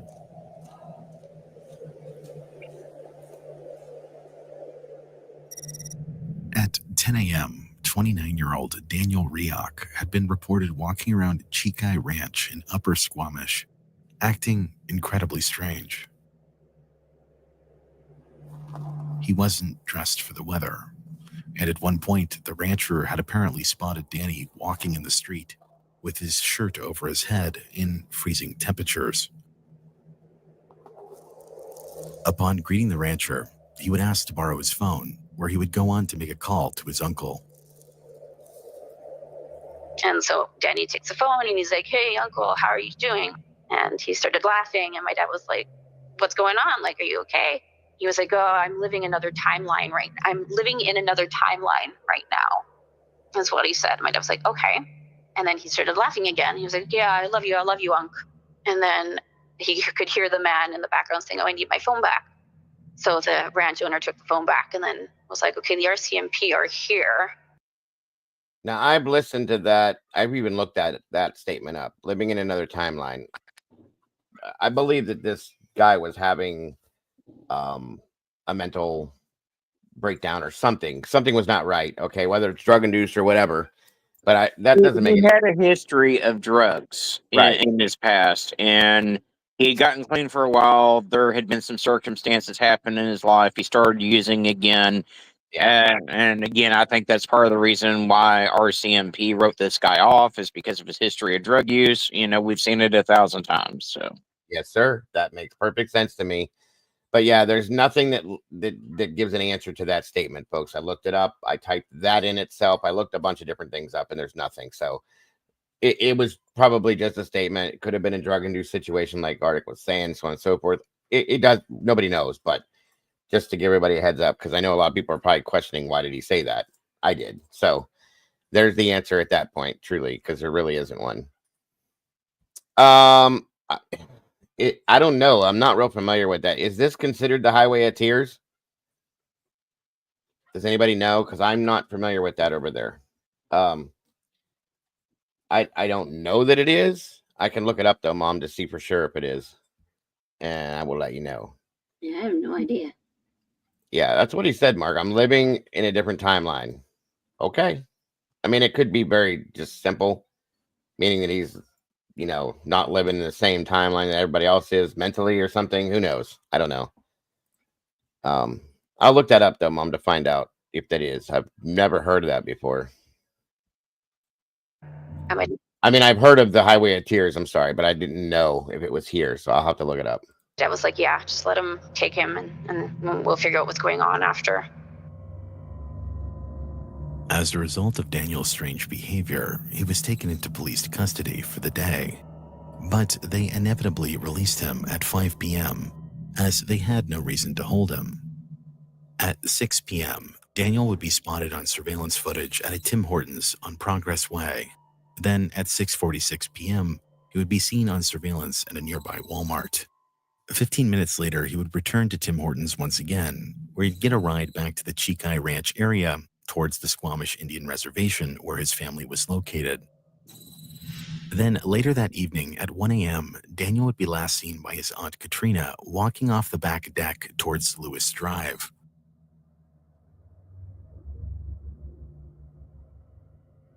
As the last person to see him, she recounted that he had woken her up and told her that he had been fighting with a friend down by the river. At the time, she wrote the strange behavior off as him being intoxicated. But later that night, Daniel's car would be found idling with the lights on. Okay, I do not believe the Highway of Tears runs between Prince George and Prince Rupert in BC. I don't think it is. I don't think it is, Mom. Where Daniel was nowhere to be found.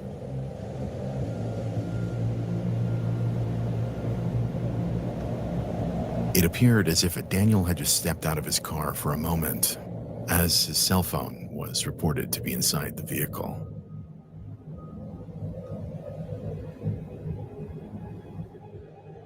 By the next morning, another family member had reported Daniel's vehicle as abandoned, where it would be towed and placed into the hands of the RCMP. But despite discovering this car in the state, could be, Mom, no one on the reservation sounded the alarm and actually reported him missing. As the holiday season came and went, it wouldn't be until January 7th, 2020, 6 weeks later, that Daniel... And here's another side of this that the ball was dropped on. 6 weeks this kid's missing before anyone reports him missing. That's a long time, folks. 6 weeks. Okay. They went through the holidays and everything without him and nobody said a word. Now, granted, I'm sure he was probably one of those in and out of your life type people because of his lifestyle, but still, he has family here on the reservation. Nobody said a word or questioned it. Therefore, in turn, he wasn't reported missing until 6 weeks later, which is very sad to me. So there's that too. Daniel would be filed as a missing person. So there was a space between the last time my wife Deb and I talked to him on November 25th and January 7th when I placed got the missing persons report going. That's about 6 weeks. Apparently, no one knew anything, and that was a little bit disconcerting to us because nobody noticed that he was missing, even though he was living in a very, very small community. We've got a lot of questions about that, to which there doesn't seem to be any logical answers. But I think it was a little bit quiet on that front. As soon as we made the RCMP missing persons report, everybody was now trying to be helpful. Shortly after the missing persons report was filed by Daniel's great uncle, who did not live on the reservation, the police would go on to solicit some general details about his disappearance to the public. But despite these efforts and a later search effort, nothing was seemingly found. And to best understand Daniel's situation, I should state for a bit of context that Daniel had a pretty rough upbringing. Right, Arctic is saying. So Dan was seen on a ranch north of Squamish near his reservation, clearly intoxicated or on something of sorts, yes. RCMP was called. They took him into custody and took him back to the station process and released him. And from the way he was acting, okay, I don't know what goes on in Canada, how they look at things, what they do. I would have had him taken him to a hospital and had him examined to see if there was a mental deficit going on, if it was a drug thing, if it was alcohol, whatever the hell it was. I would have done that, but I don't know if they're allowed to do that. Well, my understanding is that Dan had gone down a dark path. Law enforcement was familiar with his history of drug use and everything. And, unfortunately, he had many run-ins with the police, and I think that clearly colored how they handled this case. Right. And once again, because of the addiction, and if you have an addiction issue, you're into prostitution or anything that doesn't walk the fine line of everyday life, you're not important. It's insane. It's sad, but it's true, folks, even in another country. Okay. So again, like Arctic's saying, he was held for a day, walked off his aunt's back deck, and that was the last time anybody ever saw him. End of story. Except for there's a witness that did see him. Well, apparently saw both him and Marshall at some bar, and there was a third party there, and apparently there's speculation that this third party may be responsible for the two's disappearances. So absolutely, we're coming up on that here relatively soon, and that's it though. Nothing else, nothing, and it's been over 5 years. Nothing. It's very sad, and it is crazy, Barb. I agree. It's very crazy. That's why I grabbed this one out and said this needs to get some airplay. It needs to be seen and heard because there's been nothing touched on it in a long time. It's very sad. He was an indigenous First Squamish Nations male who grew up without either parents. His dad was never in the picture, and his mother was a working girl who had him at the age of 14. April Reoch, his mother, had been featured in a popular Canadian documentary called Through a Blue Lens. Produced by the National Film Board of Canada and released in 1999, it explored the world of addiction through troubled individuals in Vancouver's downtown east side. Welcome, Sarah. Thanks for joining us. Where do you see yourself in 5 years from now? Well, I hope to see myself, with my son in Squamish, or at least far away from, I don't even have to be, I can be next door from downtown, but at least far away in my mind. A year after the film premiered, April was tragically found deceased in an alley on Christmas Day. Her passing the result of a robbery by an acquaintance. In turn, this would... Yeah, it's very sad to me, Rowena. Very sad. Welcome, Andy. Good to see you. Thank you for joining us. Reoch had a rough life, okay? And came from a rough situation. And there in turn, ended up in some sort of a situation himself, and it at some point was unimportant to authorities. Like Arctic said, I have to agree with that. You know, it's very sad to see these things, guys. But again, this is why I believed it needed the airplay, because people need to care. They need to see it and need to understand and need to care. To get some answers to this situation. It's been too long. Welcome, Let It Out. Thank you for joining us. It is very sad. I agree. It's great to have you guys here. I appreciate you guys very much. Again, anyone that has jumped in here recently that is not on Doodle side of things, please jump over to Doodle side, hit the like button, subscribe, and hit the notification bell. If you would, we appreciate it very much, guys. Thank you very much. Duolingo's kids in the house. Welcome back. Good to see you. It displaced Daniel from the last of his nuclear family.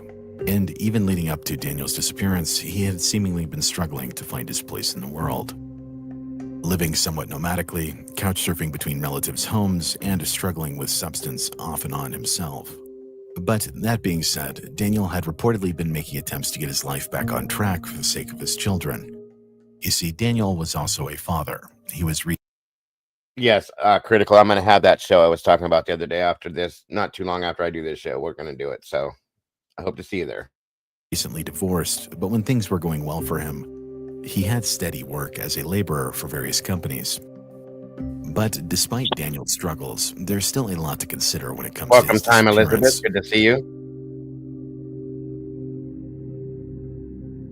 Because prior to vanishing, Daniel had reportedly become erratic, paranoid, had claimed people were out to get him, and he had multiple episodes that his family just weren't sure what to make of. He sort of went through a weird period again where he had broke his hand, and my dad was going to bring him down. He was going to bring him down to North Vancouver for an operation on his hand, and he ended up going in the hospital, but then he didn't. He called my dad back shortly after and said, "Oh, I'm not having the surgery," or something like that. And he ended up, my dad picked him up and said, "What's going on?" He goes, "Oh, I'm not having the surgery," or something like that. My dad was really confused by it. And then he just started going through a really weird period where he wasn't trusting people, or he wasn't, he was suspecting that people were after him, that kind of thing. But he still, was pretty happy. Like, he was a pretty happy guy. Something was going on. According to his cousin, in one instance, he left his rental in Squamish, took a bus to Winnipeg, broke into a local cabin, then turned himself into police. After being incarcerated, his grandfather then flew himself out to pick him up, where he then went to live in a new city for a few years. Additionally, in another strange set of circumstances, his uncle had discovered his kitchen door kicked open, with Daniel dazed and confused as to what was going on. He had just kind of, had some sort of break, or was on my dad. We were starting to suspect that he was on, but we weren't totally sure.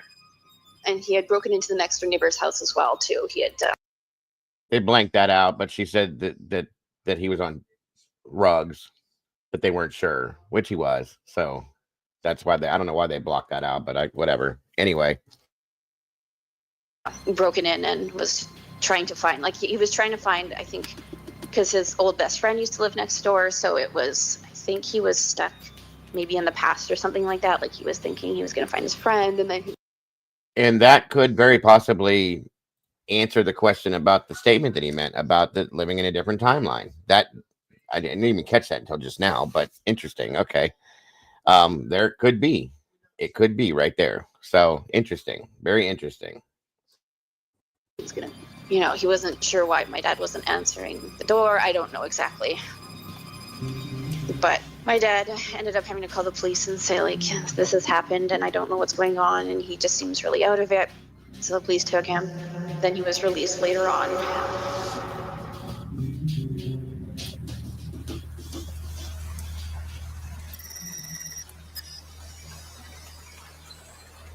Are you really the last person to find out about this Skip Ads Forever button? This is Pi, and if it sounds familiar to you, it's probably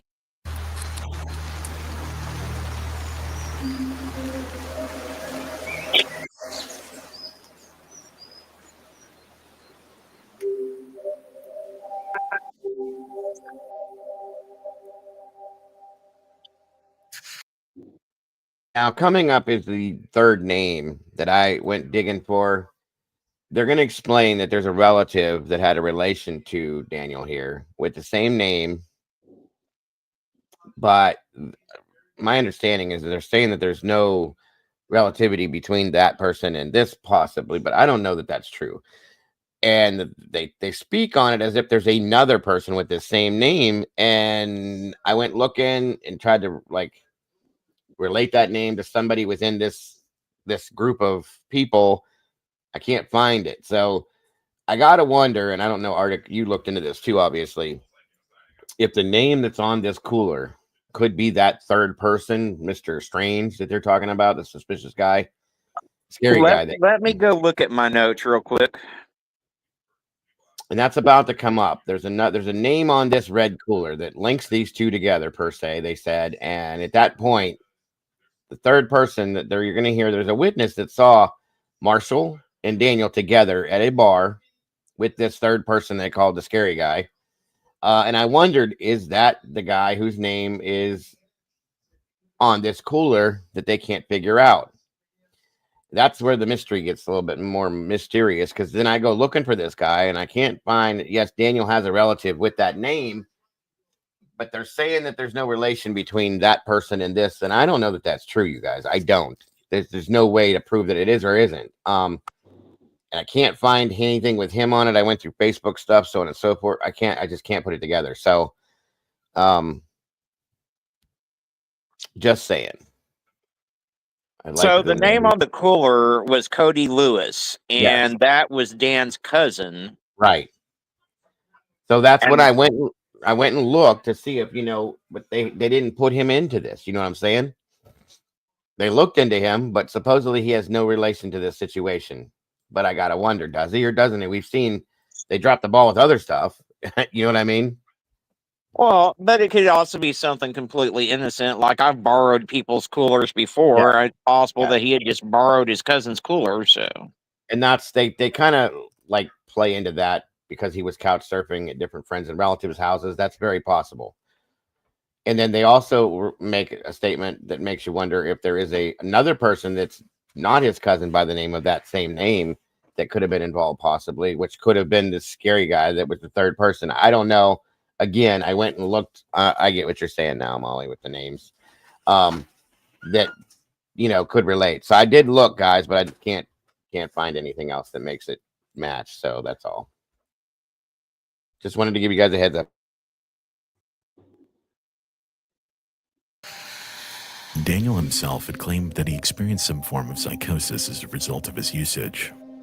Whether or not this was solely substance-related or rather brought on by a variety of factors remained unclear to members of his family. But obviously, evaluating the actions of an individual with a balance of irrational behavior is undeniably challenging when it comes to analyzing his disappearance. Not only was Daniel seemingly unpredictable. Yes, we all are craving crimes. Absolutely happy and grateful to have Doodle back. She's an absolute amazing addition to what we do here on the channel, as well as her own stuff that she does as well. So we love her and are grateful to have her back, unlike other people that don't seem to care for her. They're lost. Oh, that's all right. Oh, well. They go. I probably don't care for them too much either. So we'll just call it even. I think we're all on that same page, Duty. Yeah. I don't let people like that get to me when they're sad and bitter people. Nah, I'll keep my happy life and they can stay in their lane. Exactly. Thank you. And it's pretty sad and pathetic is all I'm saying. I just wanted to make sure I stressed how grateful we are to have Doodle back. That's all. Predictable, but he also seemed to give conflicting narratives regarding what was going on in his life. In one instance, Daniel told his uncle Rob that he needed to go to the hospital as a result of breaking his hand from punching a door. But over time, it was later revealed that Daniel had told others that his hand was shattered with a hammer by a group of individuals and he had been beaten up. This caused him to apparently go into hiding for quite some time, leading to him fleeing to a recovery center in Surrey, Canada.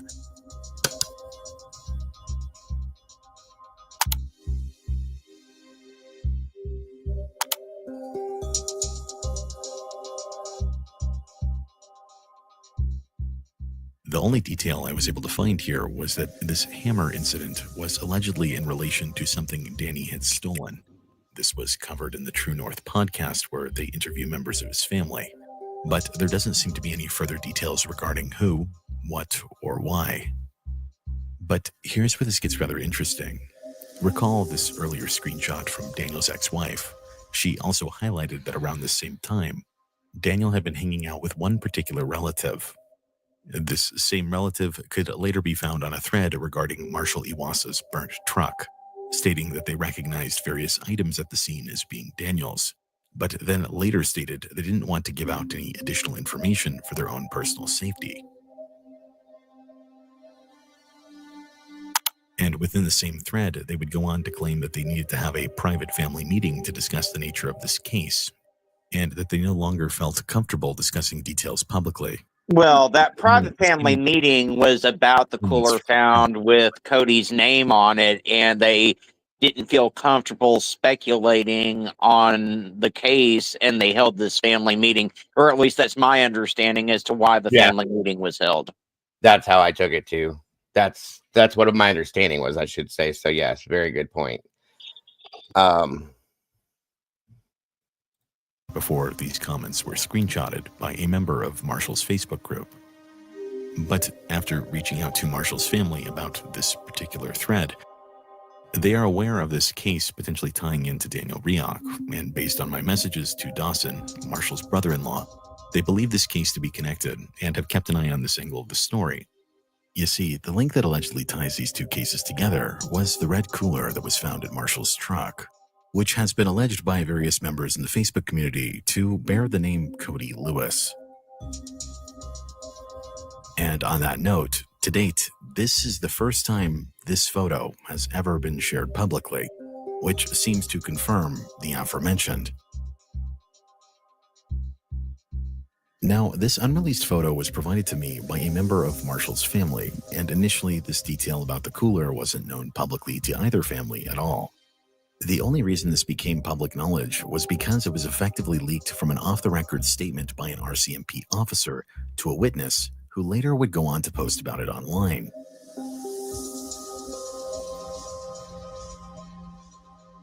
According to Dawson, the RCMP couldn't figure out who this Cody Lewis was, but this is rather interesting as Lewis is a pretty predominant surname that runs on Daniel's side of the family that lives in the reservation. Within articles pertaining to this, See, that tells me that RCMP was not doing their job. If they had trouble figuring out that this was a relative of Reoch's, they should have found that out relatively quick. But again, I just got to understand and wonder, like, why are they not making this an important situation? Nothing to see here. No foul play believed to be involved. Nothing suspicious. I mean, it almost seems like they're just not even investigating in some ways, and that bothers me. So there is that too. Search for Daniel Reoch, it states the Lewis family is the one spearheading it. While Daniel was also last seen on Lewis Drive, Daniel also coincidentally appears to have a cousin named Cody Lewis. So to reiterate a bit, while some of Daniel's relatives are afraid to talk publicly, others are identifying items found at Marshall's truck as belonging to Daniel. While one relative also seems to share a name with an item found at the scene. That's another question I had too, Arctic. I don't know if you saw anything on that, but where he just stated that some of Daniel's relatives are afraid to talk publicly. Why? Well, yeah, and that's why the family meeting was held, was to discuss what they wanted to do, especially after this cooler was found. Right. So that's an interesting theory, or not theory, but an interesting piece of information. I'll just put it out there. So, again, very interesting. This case is very interesting. So, anyway, sorry.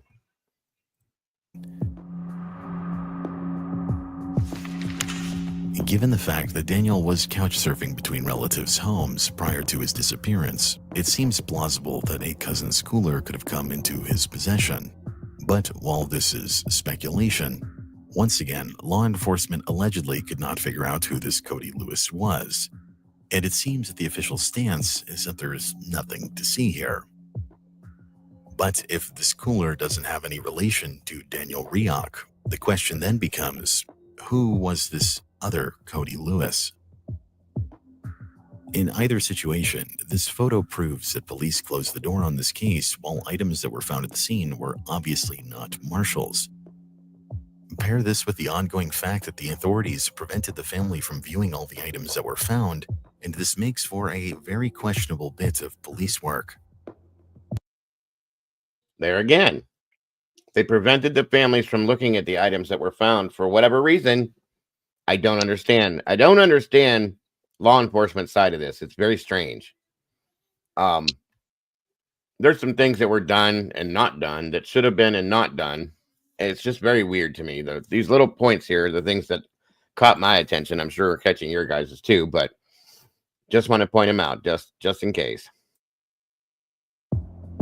But nonetheless, the link between the two cases becomes even more interesting as we dive into the final thread of this story.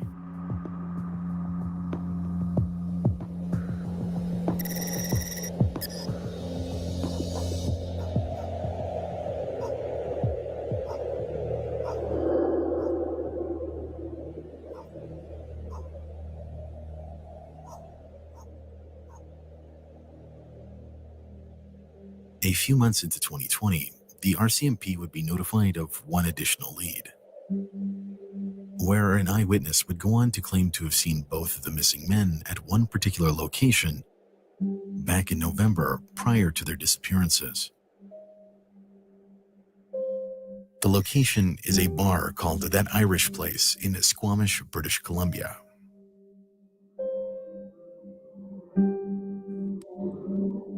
The witness is a local, a regular at the establishment, where he claimed to have interacted with both of the men while they were in the company of a third shady individual.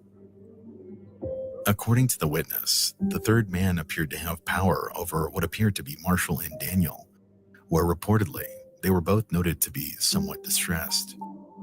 After all of them had sat down for a beer at the bar, the witness would have a brief yet disturbing conversation with Daniel over a smoke, where shortly after, Daniel would be further observed heading back to the truck with the others. Notably, the witness would observe the truck idling in the parking lot for quite some time, where the truck was noted to have matched the description of Marshall's GMC Sierra with Alberta plates. And to quote the man directly, I have a now deleted Facebook post that was in response to Daniel's second cousin, Sonia. And if you heard that, it's a now deleted Facebook post. Again, why? There's some questions with this that I have for whatever reasons. And it's interesting to me. It makes me wink. Yeah, wink. Makes me think other things with this case that, I typically wouldn't think in a situation like this, but it's got me thinking that direction now. It's a little weird. Sonia, I'm very sure it was Marshall's truck in the parking lot outside of That Irish Place in November of 2019. Marshall, Daniel, and the quote, scary dude were sitting in it for a couple hours after the three of them had a beer 20 feet from me. I went outside for a cigarette and Daniel asked me for one. I asked him what those two dudes were doing sitting in the truck for hours.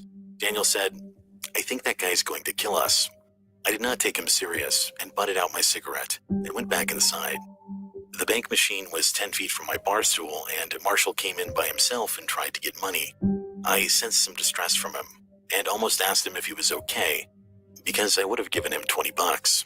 He tried the machine 3 times without success, then went back out to the truck and got into the passenger side. The truck had Alberta plates on it. When I gave the RCMP an audio statement in March or April, after the statement, off the record, the officer asked me if I knew Cody Lewis. I told him I did, and asked why. He said Cody Lewis was written on the lid of the red cooler in a permanent black marker. I did not know about Marshall being missing until I found this group in February or March. Then when I had seen Marshall's picture, I remembered him at the bank machine. I am 100% positive the two cases are linked. Now, while eyewitness testimony is notoriously unreliable, when it comes to this story, it's worth mentioning that this witness was a local, where he claimed to know of Daniel before this encounter. And it certainly does at least add to the credibility, given the fact that they were later proven correct regarding the cooler detail. But beyond that, on an even more strange note, in other retellings, the witness also claimed that on that same particular day, Daniel had left his guitar with the bartender. In the coming days after his disappearance, the witness had also noticed that the police had come in to pick up the guitar as well, meaning that shortly after Daniel disappeared, police had in their possession his car, which also contained his phone, and his guitar. Yet this also in no way caused any alarm to sound for his whereabouts. Another weird piece of information. Something's wrong with this situation, guys. Yeah, because by all accounts, Dan was quite the musician, and he never would have willingly left his guitar behind like that. Nope. And then RCMP comes and picks it up. I have questions about RCMP throughout this whole thing at this point, guys, and it's just too much. So, welcome, Green Stick Figure. Good to see you. Appreciate you. So yeah, there's some issues throughout this whole thing. We're going to discuss it a little bit here once we move forward.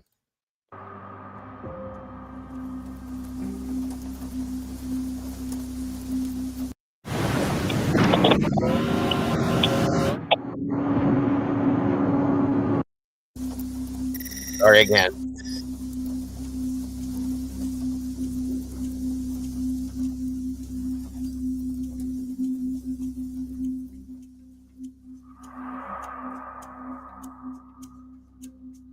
Now, it goes without saying that there are a lot of unknowns in regards to this case. We don't have the full story when it comes to what transpired at the storage unit, and we don't even seem to remotely have a full picture on how this truck ended up where it did. But when it comes to things like the truck site, on one hand you have obvious hints of someone trying to conceal evidence with a fire, but then it seems like they also didn't get to quite finish what they started, with piles of loose items thrown about. It's almost as if the party responsible was interrupted, which could very well explain that weird trail of burned clothes leading to a body of water. There's also this additional unknown. Or someone went back to that truck in between the time the hikers found the truck and the RCMP got to the truck to document their evidence. Yes, That's sir. a possibility too. That would also explain the different pictures that were taken. The differences within the pictures between the other ones. So yes, agreed. Very much so.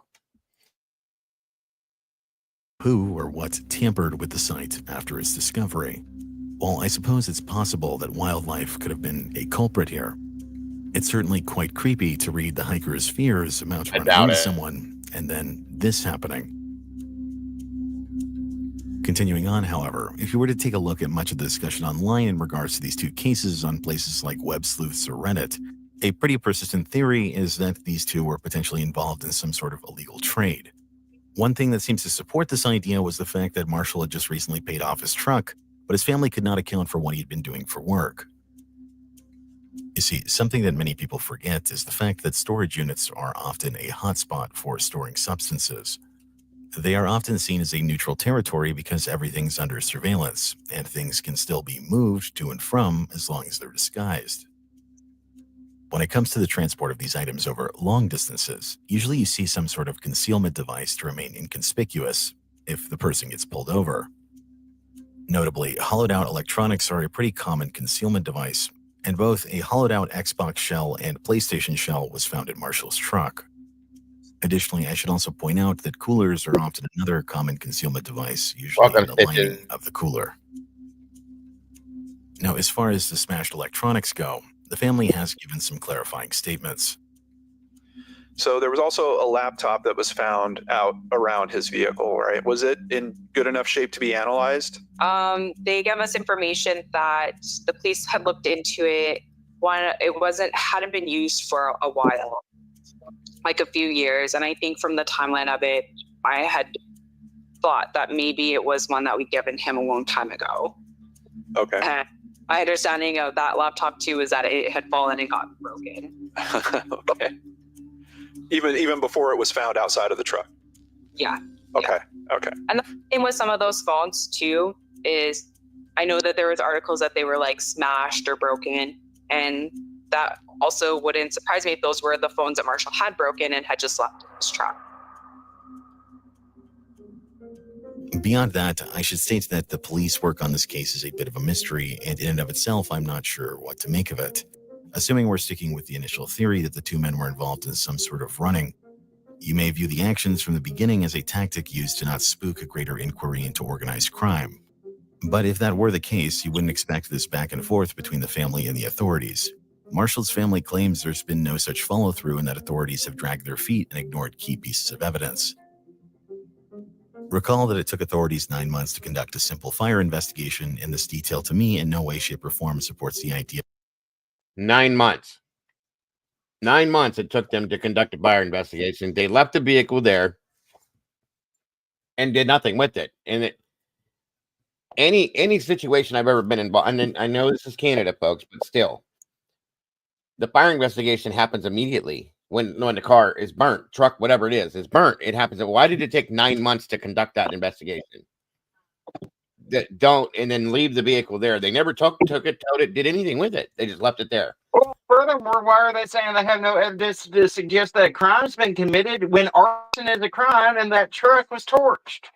100%. Everything there considers it to be a crime, in my opinion. So again, there's something weird with RCMP with this, guys. Their whole investigation is completely just not there. It's non-existent. It's weird. Everything took so much time. As they're going to finish telling you here, I'm sorry to interrupt this, but certain things trigger me to want to say certain things to you. I'm sorry. Of a hidden inquiry. It seems to suggest the mishandling of a case. Marshall's brother-in-law explained to me that the reason they never released the cooler photo was that there was, for a time, the impression that this side of the story was being looked into. But over time, it seems that opinion was shifted. While this is obviously my attempt to piece together the available information, at the end of the day, two men are still missing. A car is still sitting in the woods, and both families are still without any answers. While obviously I'd love to know what you guys think about all of this, this is Barely Sociable, and have a good night.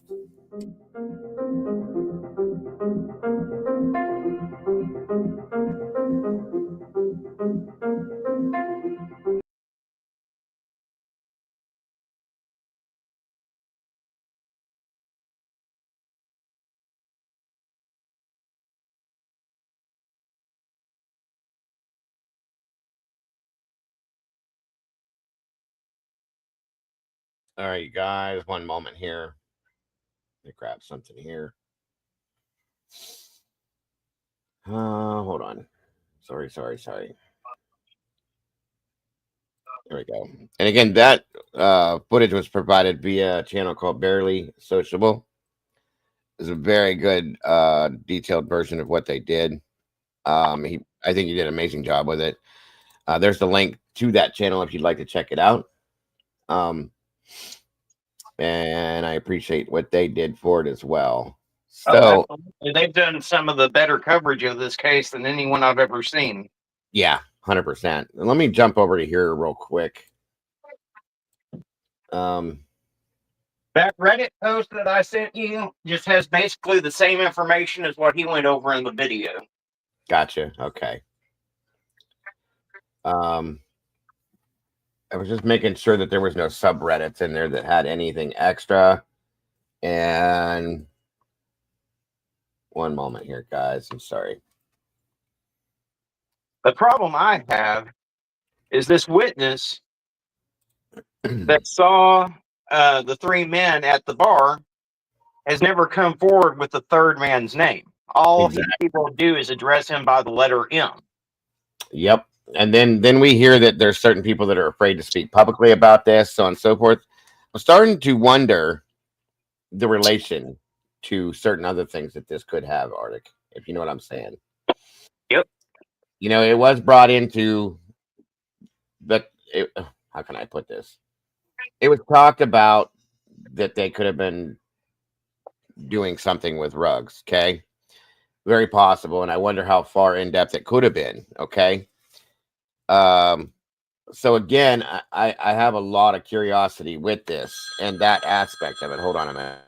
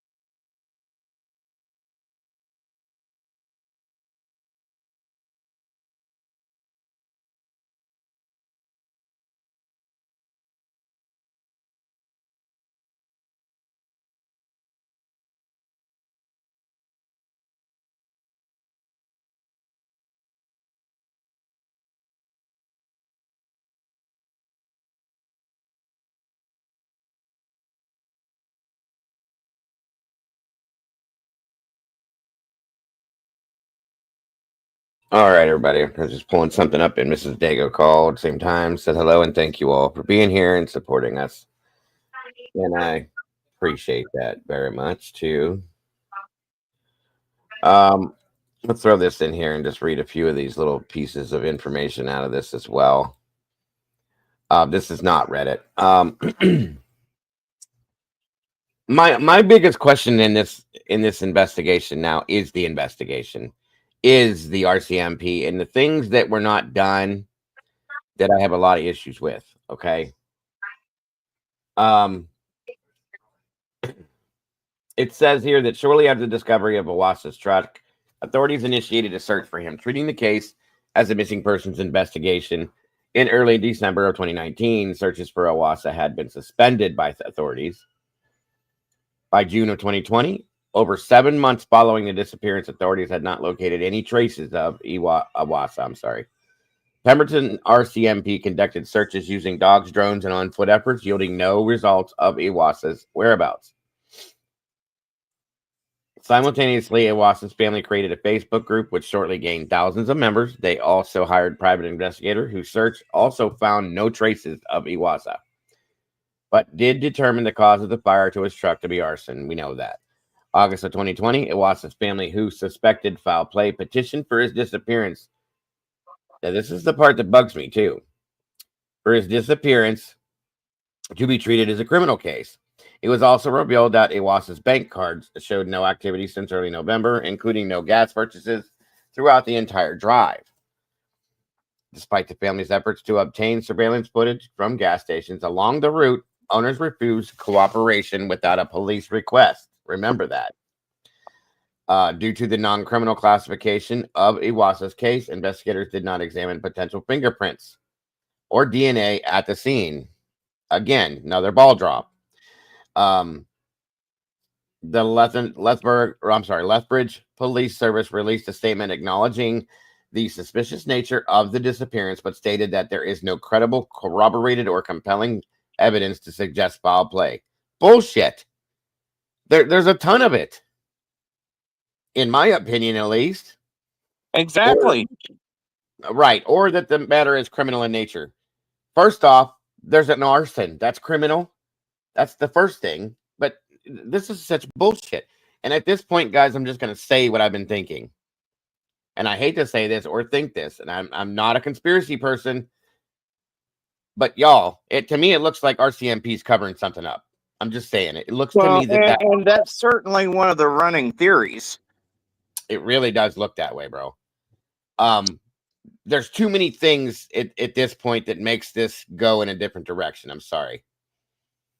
I can't not think that at this point. There's too many things. It just doesn't make sense. And I don't ever like to think of a law enforcement agency not doing the right thing. But damn, come on, y'all. They left a truck there. They did no criminal investigation. They won't even classify it as a criminal investigation, even though there's a criminal element to it. Okay, and it makes me wonder why. And I just, why are you covering it up? Is somebody are you in somebody's pocket? And I think it's all going to boil down to the drugs. Maybe Marshall was trafficking drugs. That's how he was able to pay for his vehicle as quickly as he was, and where all this money that the family didn't know was coming from it. Maybe Daniel was selling drugs, but he was all helping Marshall to get the drugs out there. But because of his drug habit, he wasn't making any type of money. In fact, he was in debt. Maybe that's what it all boils down to. And I got a little bit of a glimpse of the whole cartel word popped into the back of my head, especially when you have the possibility of law enforcement covering up certain things for different reasons. Guys, I mean, we've seen crazier shit, okay? So, and then what they did is, like I said, instead of taking that truck, towing it to the police yard, doing whatever they got to do to go through it, it says, following a 2020 visit to the scene, Iwassa's family noted that his truck had missing parts. And some of the items found did not belong to him. We know that. In late 2023, Iwassa's truck was removed from that trail. It was finally removed, like Arctic said. To the dismay of Iwassa's family members, The truck was then cut into pieces and moved to a landfill. So a vehicle and a huge piece of evidence, in my opinion, in a missing persons case, cut up into pieces and thrown in a landfill. Interesting. I just don't understand this. And I'm telling you, that's where I'm leaning with this at this point. And I can't help but to feel that way. I'm sorry. With everything we've seen, nothing else really makes a lot of sense, guys. So, I don't even know. I don't even have any words, truly. I don't know. Doodle, do you have any thoughts on this, Mama Bear? I know you came in a little bit later, Mama Bear, but anything you can think of? No, this is wild. That's crazy. Yeah, nothing I can think of. It's it's wild. Definitely a crazy one, you guys. And I just don't know what to say at this point other than what I've just said. And I don't think it's going to go anywhere. If you leave it up to law enforcement, I don't think it's going to go anywhere. Now they did run this also on a show that's on Paramount Plus called Never Seen Again. If you guys have the ability to check that out, you might want to. There was no, believe this or not, I went looking. I haven't been able to find any kind of news footage on this. There's been many people that have run the case like us, but there's no news footage that I can find. There's Wikipedia stuff. There's, the stuff that Arctic sent me. Really, that's all that there is on this, guys. But think about this for a second. If RCMP was investigating a massive drug operation, it would make sense for them to keep that low profile to try to protect their undercover officers, especially if some of those undercover officers may themselves be involved in the drug operation. That's a very good point. Yeah, that is a good point. Truly. I never thought of it like that. I mean, I'm not trying to go all conspiracy theory or anything, but I mean, it does make sense given the fact that the two are tied to drugs. Yeah, absolutely.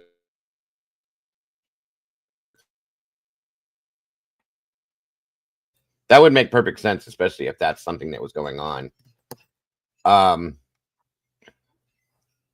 had my thoughts on this, but I never put it in that tense. Interesting. All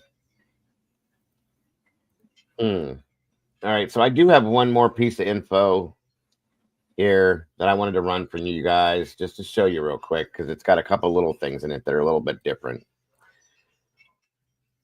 One moment here.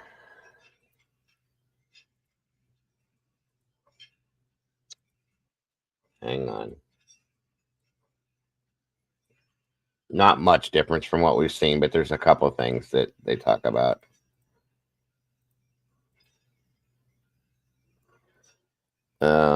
He could have gotten high, set a small fire, and said that keep warm. I mean, it's possible, Cap. Anything's possible at this point, truly.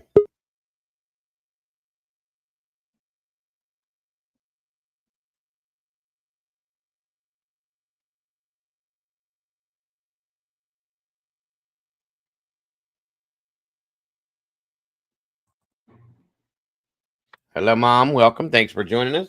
How are you today? Hello. Mer.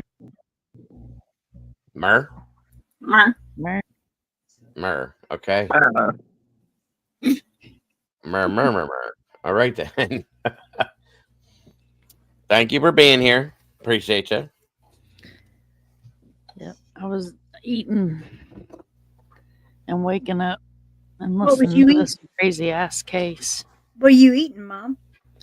He ordered Domino's. Isn't that the weirdest hell thing to order? And I got I love Domino's. your own pizza. I love Domino's, not necessarily for breakfast, but I love Domino's. That's what I was thinking. But I ain't even gonna lie, I sit here and ate half of it, so it's fine. I don't like Domino's. She's like, people like Domino's, but I ate half of it. Must have been good, Mom. Whatever works. Yeah, I build my own. I do bacon with sun-dried tomatoes on thin crust with Parmesan garlic sauce because my stomach can't handle red sauce. Man, you got to quit talking dirty to me this early in the Yeah, you're morning. killing me right I told you about this before. I mean, ooh, all that dirty talk. already starving. Mm-mm-mm. As much as I don't like Domino's, I'd probably destroy that right now. It's pretty good. They do have one that I do like, even though I don't like them. I like it's a chicken bacon ranch they do on a thin crust. And it's got tomatoes on it, chicken, bacon, and I think it's an Alfredo sauce. I don't know, but it's really damn good. So I like it a lot. But normally I don't like Domino's. I think it's their sauce that I actually don't like, truly. Mikey, same Dago. I know that's Dago.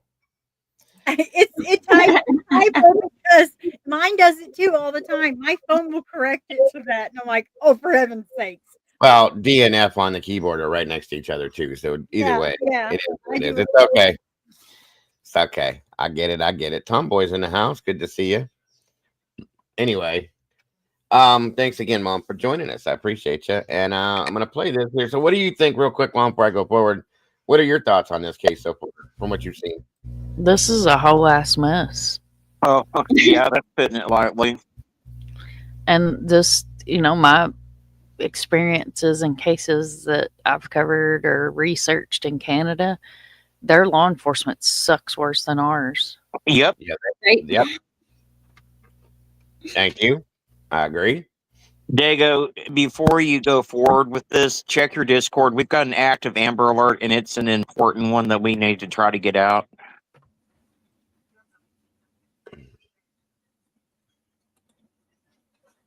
Oh, shit.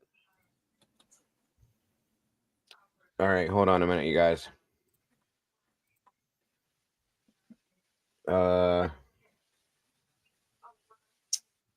Damn. Hold on. If you're a YouTuber and you want to save hours managing your library, you need to. Can you guys hear that? Yeah. Yeah.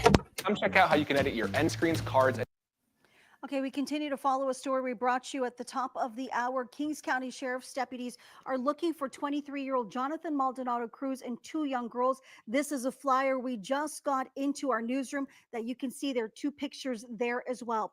They tell us around 4 this afternoon, they were responding to a welfare check on a woman near 4th Place and 10th Avenue. And deputies say they found the woman dead inside their home. They say during the investigation, they identified Jonathan Maldonado Cruz as a suspect.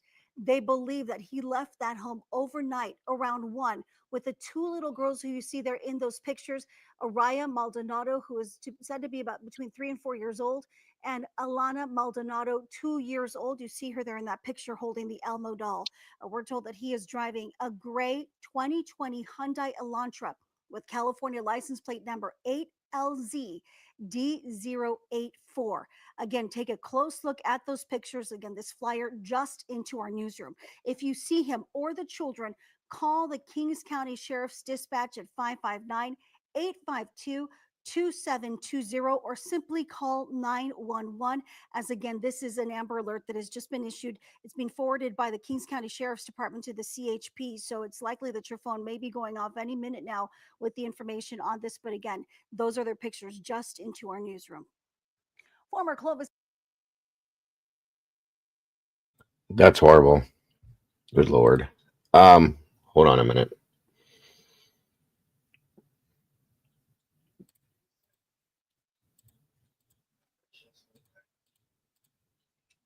Okay. I'll just read the rest of it, which is going to repeat some of what she said. King County Sheriff's Office issued an Amber Alert for 2 young girls taken by their father, so he is their father, after their mother's body was found in their Hannaford home. Detectives say they were asked to do welfare check Tuesday at a home in 4th Place near 10th Avenue. They said they found the woman who died from a gunshot wound. Okay. He's 23-year-old Jonathan Alexis Maldonado Cruz of Hanford. They believe that he left around 1 a.m. this morning with his daughters, Alana and Arya. Excuse me. He's 5'9", 215 pounds. He has black hair and black eyes. He's believed to be driving that Hyundai Elantra as well. License plate number is 8LZ D084. You guys see this? Please do not try to approach. Contact 911 if you do see him. He's armed and dangerous, they're saying. So that is again. Hold on. If you're Damn it! I can't make it bigger without playing it. It was again a picture of him. a YouTuber and you want to And the girls. But scary stuff. Scary stuff. Did we have an actual I sent poster? you his flyer if you want to pop that up and make it bigger for them to see. That'll work. Thank you. I was just gonna say, do we have an actual poster? That's better. Bingo. Thank you, sir. All right. There we go. Now that's what this gentleman looks like. These are these two beautiful babies. Again, black hair and black eyes.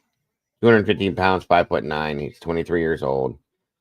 It seems to be that he shot and took the life of their mother and ran with the girls. And that's a dangerous situation, you guys. It's very dangerous. Again, if anybody has any information whatsoever, if you encounter this situation, I would just dial 911 and let them know. Other than that, you can contact King County Sheriff's Office at 559-852-2720. Thank you again, Arctic, very much. Damn, I hate seeing these situations like this. All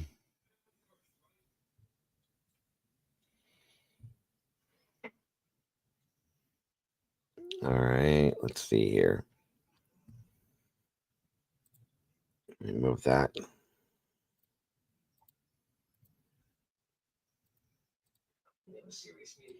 And I'm hoping that there will be an update relatively soon and that those girls are okay.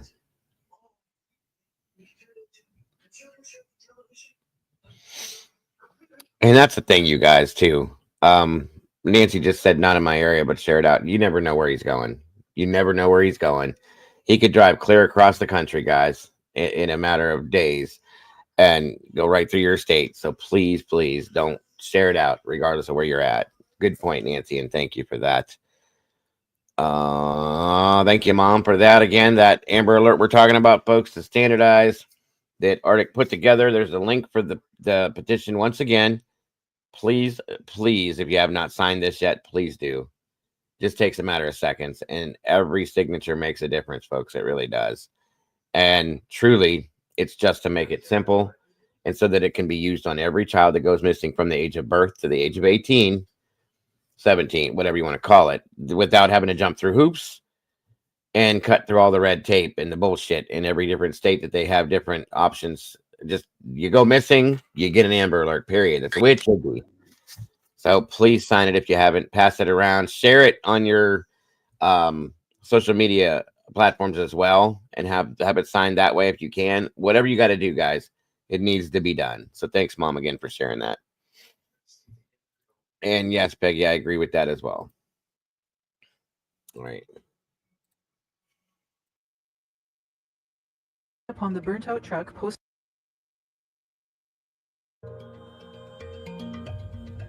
One of the hikers that came upon the burnt out truck posted this comment on social media on November 23rd, 2019. Quote, had a crazy experience this weekend trying to get to the Brian Waddington hut. We took the 4x4 trail all the way to the trailhead, and when we arrived, we came onto quite the scene. There was a burnt out pickup truck that smelled very fresh. In addition, there were possessions thrown all over the area, including 2 passports, 3 smashed cell phones, a smashed laptop, ID cards, toiletry bags, and clothing. It felt like a crime scene, and I had a very eerie feeling. We turned around and left, deciding not to hike to the hut with the fear of walking into something. We called the police and reported it. End quote. One of the mysteries of Marshall's disappearance is the lack of CCTV footage of him or his truck between Lethbridge and Pemberton. By the time he was reported missing, the surveillance footage from the storage facility unit was.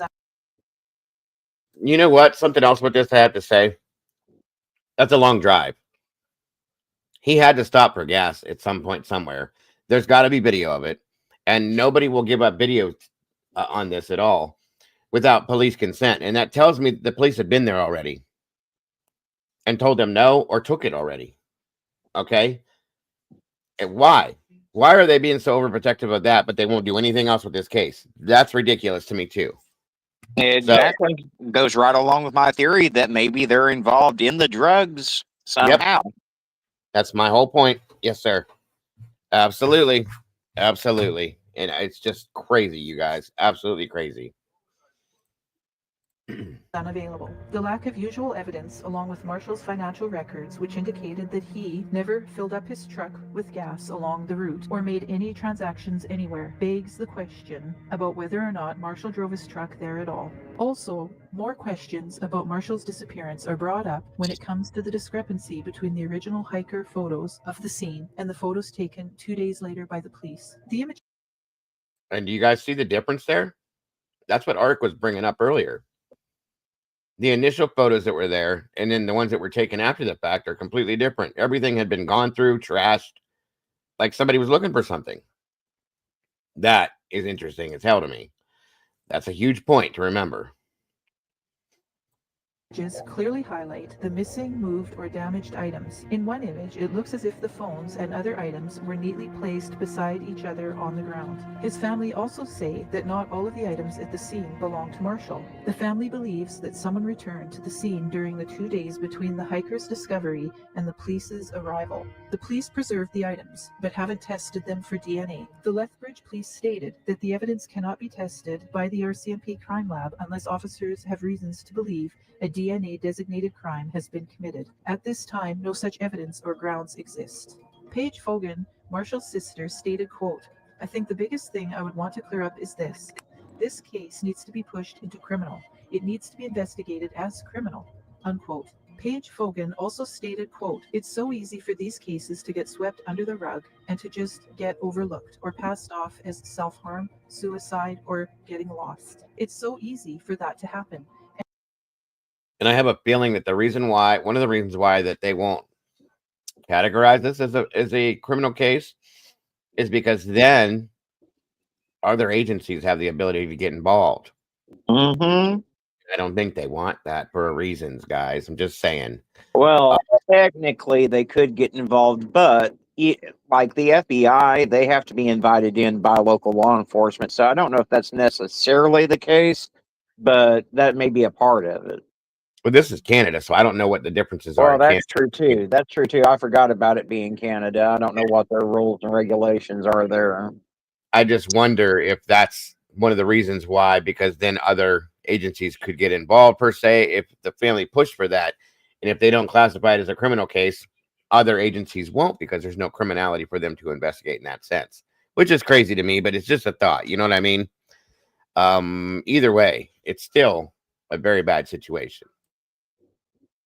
And you know, there needs to be like some kind of systematic changes happening to how missing person cases are handled, unquote. The strange connection between these two cases comes in the form of a statement made by Squamish resident Michael Frederick Marlowe. He was an acquaintance of Daniel Reoch. Michael has spoken with the police and was recorded by them. The statement that is available on social media made by Michael goes as follows. "I wonder why the route to Vancouver Highway 1 is not one of the projected routes taken. Only 3 routes were mentioned. During the last couple weeks of November 2019 in Squamish at the Irish pub, My Watering Hole, there were 2 guys. One seemed strange. I picked up bad vibes. The other looked like Marshall. They sat in the pickup truck, similar to Marshall's, with Alberta plates for a couple of hours. Another local fellow, also missing from that time frame, Daniel, was seen with them. He is not being found either. The Irish place has since been closed, but I wonder if video footage is still available from the bank machine that was inside the bar. I remember a fellow who seemed distressed as he tried to use the machine. He never got any money and went back to sit in the pickup in the parking lot with the shady guy. Daniel left his guitar behind the bar with the bartender. 2 days later, the RCMP come in and asked questions, as well as picked up the guitar. I only slightly knew Daniel because he is a local, but he did say to me, 'That guy is weird. I think he is going to kill us.' I just kind of laughed it off as we sat outside having a cigarette. A couple of days later, his car, Daniel's, was found in Chekai, idling with the driver's door ajar. If the 2 young guys were killed, their bodies are probably between Chekai and Pemberton, where Marshall's truck was found burnt. That Irish pub was situated in the Sea to Sky Hotel in Squamish, British Columbia. Michael Frederick Marlowe also says that he was interviewed by Corporal Michael Hamilton of the Pemberton Detachment RCMP. He was also asked some further questions on social media about whether or not the RCMP took his testimony seriously. And Michael went on to state, yes, he took me seriously. I seen the three guys together the day before Daniel was in custody. I'm guessing I seen them on Sunday, November 24th or Monday the 25th. Marshall's truck was found on the 27th, I believe. It all ties together, especially since the red cooler in the photo was from the vicinity Daniel last resided. He was asked another question about which one of the men kept trying to use the bank machine at the pub, to which he replied, it was Marshall trying to use the bank machine. He tried 3 or 4 times without success. He seemed a bit troubled, and I literally thought about asking him if he was okay. His truck was parked in the parking lot of the bar, and the shady dude was in the driver's seat. It seems to me now that he must have had some power over Marshall to keep him in tow. They sat in the truck for a couple of hours. Daniel and I went outside for a cigarette, and we were just small talking. But just as I was finishing my smoke, Daniel said, that guy is going to kill us. It was just too heavy for me, and it seemed out to lunch. So I just brushed it off as nonsense. He was asked further questions, but no reply was given. Paige, Marshall's sister, stated this on social media on July 5th, 2020. We just wanted to let everyone know that our family is currently in Pemberton, BC at the site of Marshall's truck. The day after I was done quarantine, we headed out here as a family to see the truck. The journey just getting here was extremely long and far from ideal. Normally the drive from Lethbridge to Pemberton is about 13 hours. Unfortunately, due to unforeseen road closures caused by flooding, it took us 32 hours to get here. However, it was worth it. This experience has confirmed what we have been feeling the entire time, that we do not believe Marshall was ever at this site. We studied the map so many times, knew exactly where we were going, and we still got lost at first, trying to find the truck site. Once we found the right road, we couldn't believe how overgrown, small, and difficult it was. We don't believe that he ever would have taken his vehicle up here by choice. We agree with many of you, that those familiar with the area, that this isn't a place where someone just ends up.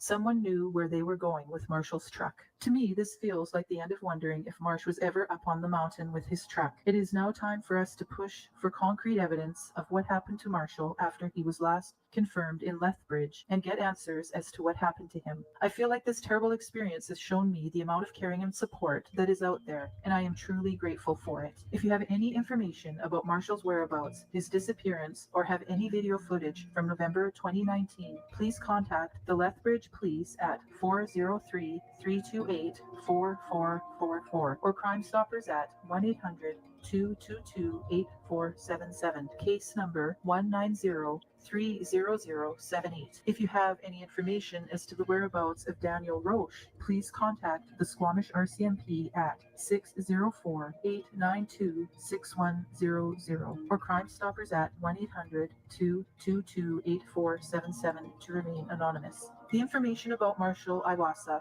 was obtained from the website canadaunsolved.com/cases/Marshall-Iwassa and the Find Marshall Iwassa Facebook page. And information about Daniel Reoch was obtained from the Daniel Reoch Missing Facebook page and various articles from the Squamish Chief news site.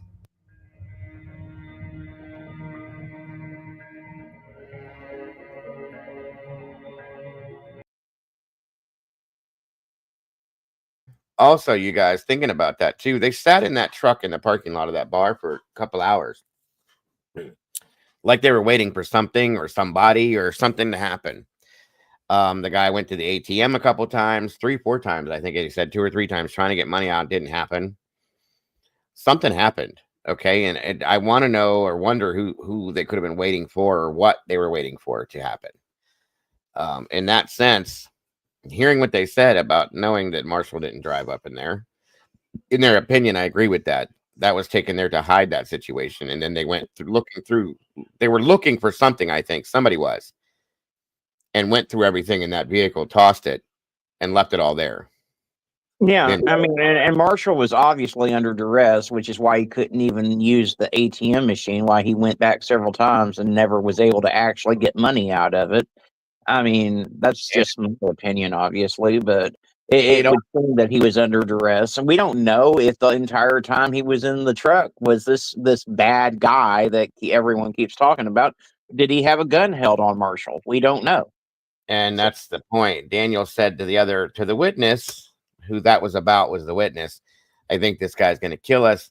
I'm wondering now, this is just a thought, guys, that theory, I should say, based on speculation, absolute, and only in my opinion. If they were supposed to have something to hand over to somebody else, guy number 3, the creepy guy, and didn't have it in turn, which is why they were looking for something, and or he was trying to pull money out of the bank, and he maybe was doing that to stall the guy out so that they wouldn't take their life. In turn, the guys just got tired of waiting, possibly, and did what they did.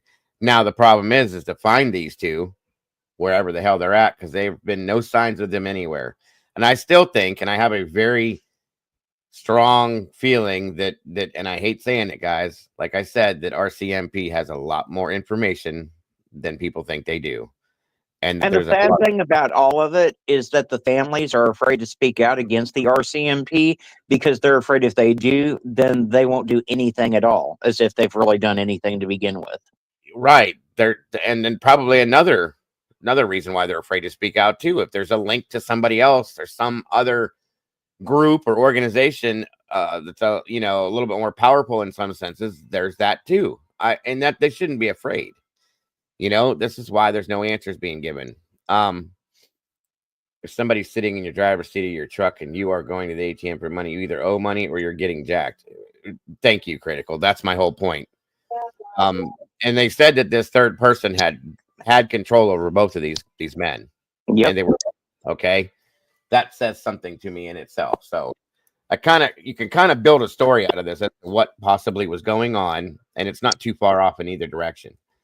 And at this point, I have a bad feeling that there's not going to be any answers to this, depending on who is covering this per se. And I still have my issues with RCMP with this now. I really do. This is a crazy situation. The whole case is, which is again why I brought it today. Try to get some more airplay on it and get some faces out there, some names out there, so everybody can look at it. And if anybody's in Canada and you know anything about this, you know what I mean? You know what to do. Hopefully that's a good thing. So that's pretty much it for that part of the. I don't have any more, and there's no updates on this. Oh, wait a minute. Aha, hold on. I know this was in that documentary we watched per se, but this is a little bit more, I think. This is the other sister, I think, of Marshall, Cassie. She did an interview. Hold on a minute, guys. I didn't get to show this, really. Hold on a minute. Sergeant Friday's in the house. What's happening, Sarge? Good to see you. One moment, everyone. It's a case that has spanned across 2 provinces, but has come up with very little evidence or very little answers. I'm talking about the disappearance of Marshall Iwassa. Joining me now is Cassie Iwassa, who is married to Marshall's first cousin. Cassie, thank you so much for joining me today on this very. Okay, she's the cousin, not the sister. The other girl that did the interview was the sister. Sorry. Touchy and very important topic of I guess it's your cousin through marriage, right? Yes, yeah. Okay, so first of all, here in Lethbridge in southern Alberta, Calgary, and into BC, especially here in Lethbridge, we all know what's happened with Marshall, that he was last seen on Sunday, November the 17th, and very little has come up since then. About a week later, his truck was found in British Columbia, burnt out, and nothing has really come up of Marshall since. But you're here to talk about the investigation and maybe put to rest some misconceptions about the case and just any new information that the public really isn't aware of. I know your family's done a really great job on the Find Marshall Iwassa Facebook page, and so it's been a really great source of information. Okay, so let's welcome, Matahari. Good to see you, dear. Hope you're doing well. What type of a guy is he? Would it be super out of character for him to just suddenly disappear? We believe it would definitely be out of character for him to disappear. He's a very likable guy. He was born and raised in Lethbridge, went to high school here, has a lot of friends, a lot of close family members, and he's just an all-around really good person. He's quiet but fun, and yeah, just yeah, he's a good guy. He is, yeah. So he was last seen that you know of on Sunday, November 17th, right? Like Marsha was living in Calgary, but came to Lethbridge for the weekend or for the day. Why don't we go through that last day? Yeah. Okay, so he was coming to Lethbridge to go to his storage unit on November 17th. Before he went to the storage unit, he stopped. And that is my other thing too, Arctic, with the time that he spent trying to get into that storage unit. Okay, he spent the whole night trying to get in there. He couldn't get in. I wondered what he was going in there for. Okay, maybe that relates to this situation per se. That's interesting to me too. I don't know if anybody caught on to that, but still, just saying. At his mom's house, and they had a quick conversation or a little visit, and then he went to the storage unit. I don't think he realized that between 11 p.m. and 6 a.m., the storage unit locks people out of the gate. So you need to put in a code to enter the yard, basically. So the gate will lift up and let you access the yard. And it was, he couldn't get in between 11 p.m. and 6 a.m. So this is Sunday going into Monday. Going into Monday. Okay. And he got there after 11. So we were able to see that he entered his code a few times throughout the night, and then finally getting in just after 6. And then he was in there for just over 2 hours. And then we seen that he left almost at 8:30. Okay. So on Monday, November 18th. November 18th. And you know this because surveillance picked it up? No, they could just tell when the code was used. So they're So what could you possibly be doing in a storage facility for 2 hours? That's a little strange to me. But I mean, I guess it depends on if you've got a lot of stuff to load and unload out of there. I mean, I've certainly spent an ample amount of time loading a storage unit up. But if he was just going for one little thing, 2 hours is way too long to be there. Yeah, and they said he was supposed to leave. Based on what he said, though, that doesn't mean it's true. He was just going to pick something up, and he spent 2 hours in there doing something. So, okay. I don't know. We'll see. But it just Friday says, cooking math. I mean, that's possible. Well, given the drug connection, you never know. Yeah. Sounds, that could be it. Could have been that or breaking something down.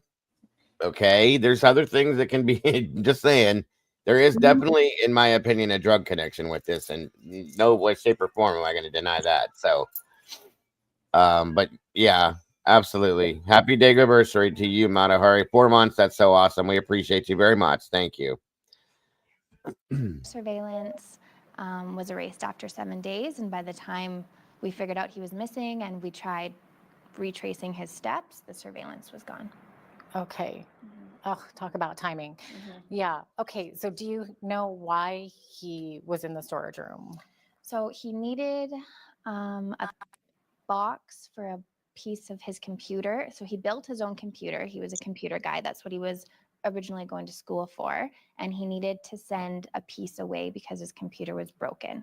So he was looking for something to do with his computer. Okay. Yeah. And he was in there for 2 hours. Yes. Okay. And I guess that's normal. I don't know. I mean, especially if you haven't been back to your storage room in a long time and if it's really full. Right. Yeah. Yeah. He was last there in August. So it's not like he was there all the time, but yeah. Since then the storage unit has been searched and nothing is weird about it. Everything seems normal. Everything is still there. Yeah. So, and his mom knew he was heading there. Right. And then heading back to Calgary. To Calgary. Yeah. Okay. So, any idea where he spent that night from Sunday night to Monday morning? Just by the looks of things, like we can see that he did try to enter the code a few times throughout the night. So it seems like he was just there. He was just hanging out outside the storage unit in his truck. Interesting. Okay. So You find out he was in and out. You had been gone by 8 in the morning or something? Yeah, I think it was like 8:24 was the exact time the code was used to leave the yard. Okay, and that would be Monday, November the 18th. Yes. And then what happens? Nobody hears from him again? No, so we didn't know anything was wrong. We just assumed he would have been in Calgary, right? It's like we don't talk to him every day or Sure. So we didn't know anything happened until Paige got a call on November 26th from the BCRCMP saying that they believed Marshall's truck was found near Pemberton and was burnt. And the only reason they believed it was Marshall's truck was because they found his passport outside of the vehicle. Okay. Okay. Now, my understanding is, I know there's been a lot of talk about, the passport, maybe that's what he went to storage for. Maybe that's why, maybe he was trying to leave the country, but that's actually a misconception, isn't it? Yeah, it wasn't that surprising to us that the passport was, it was surprising to us in a way that the passport was left there to identify the vehicle, but it wasn't that surprising that the passports, he had his expired passport and his valid passport were both outside. And Paige's Marshall's sister said that when she was in his vehicle in August, he had both of his passports in the truck. And she even told him that you probably shouldn't leave your passports in your vehicle. Right. Yeah. But that's where he kept them. Definitely. So, okay. Yeah. So what did the police tell you about the burnt truck and what was found there?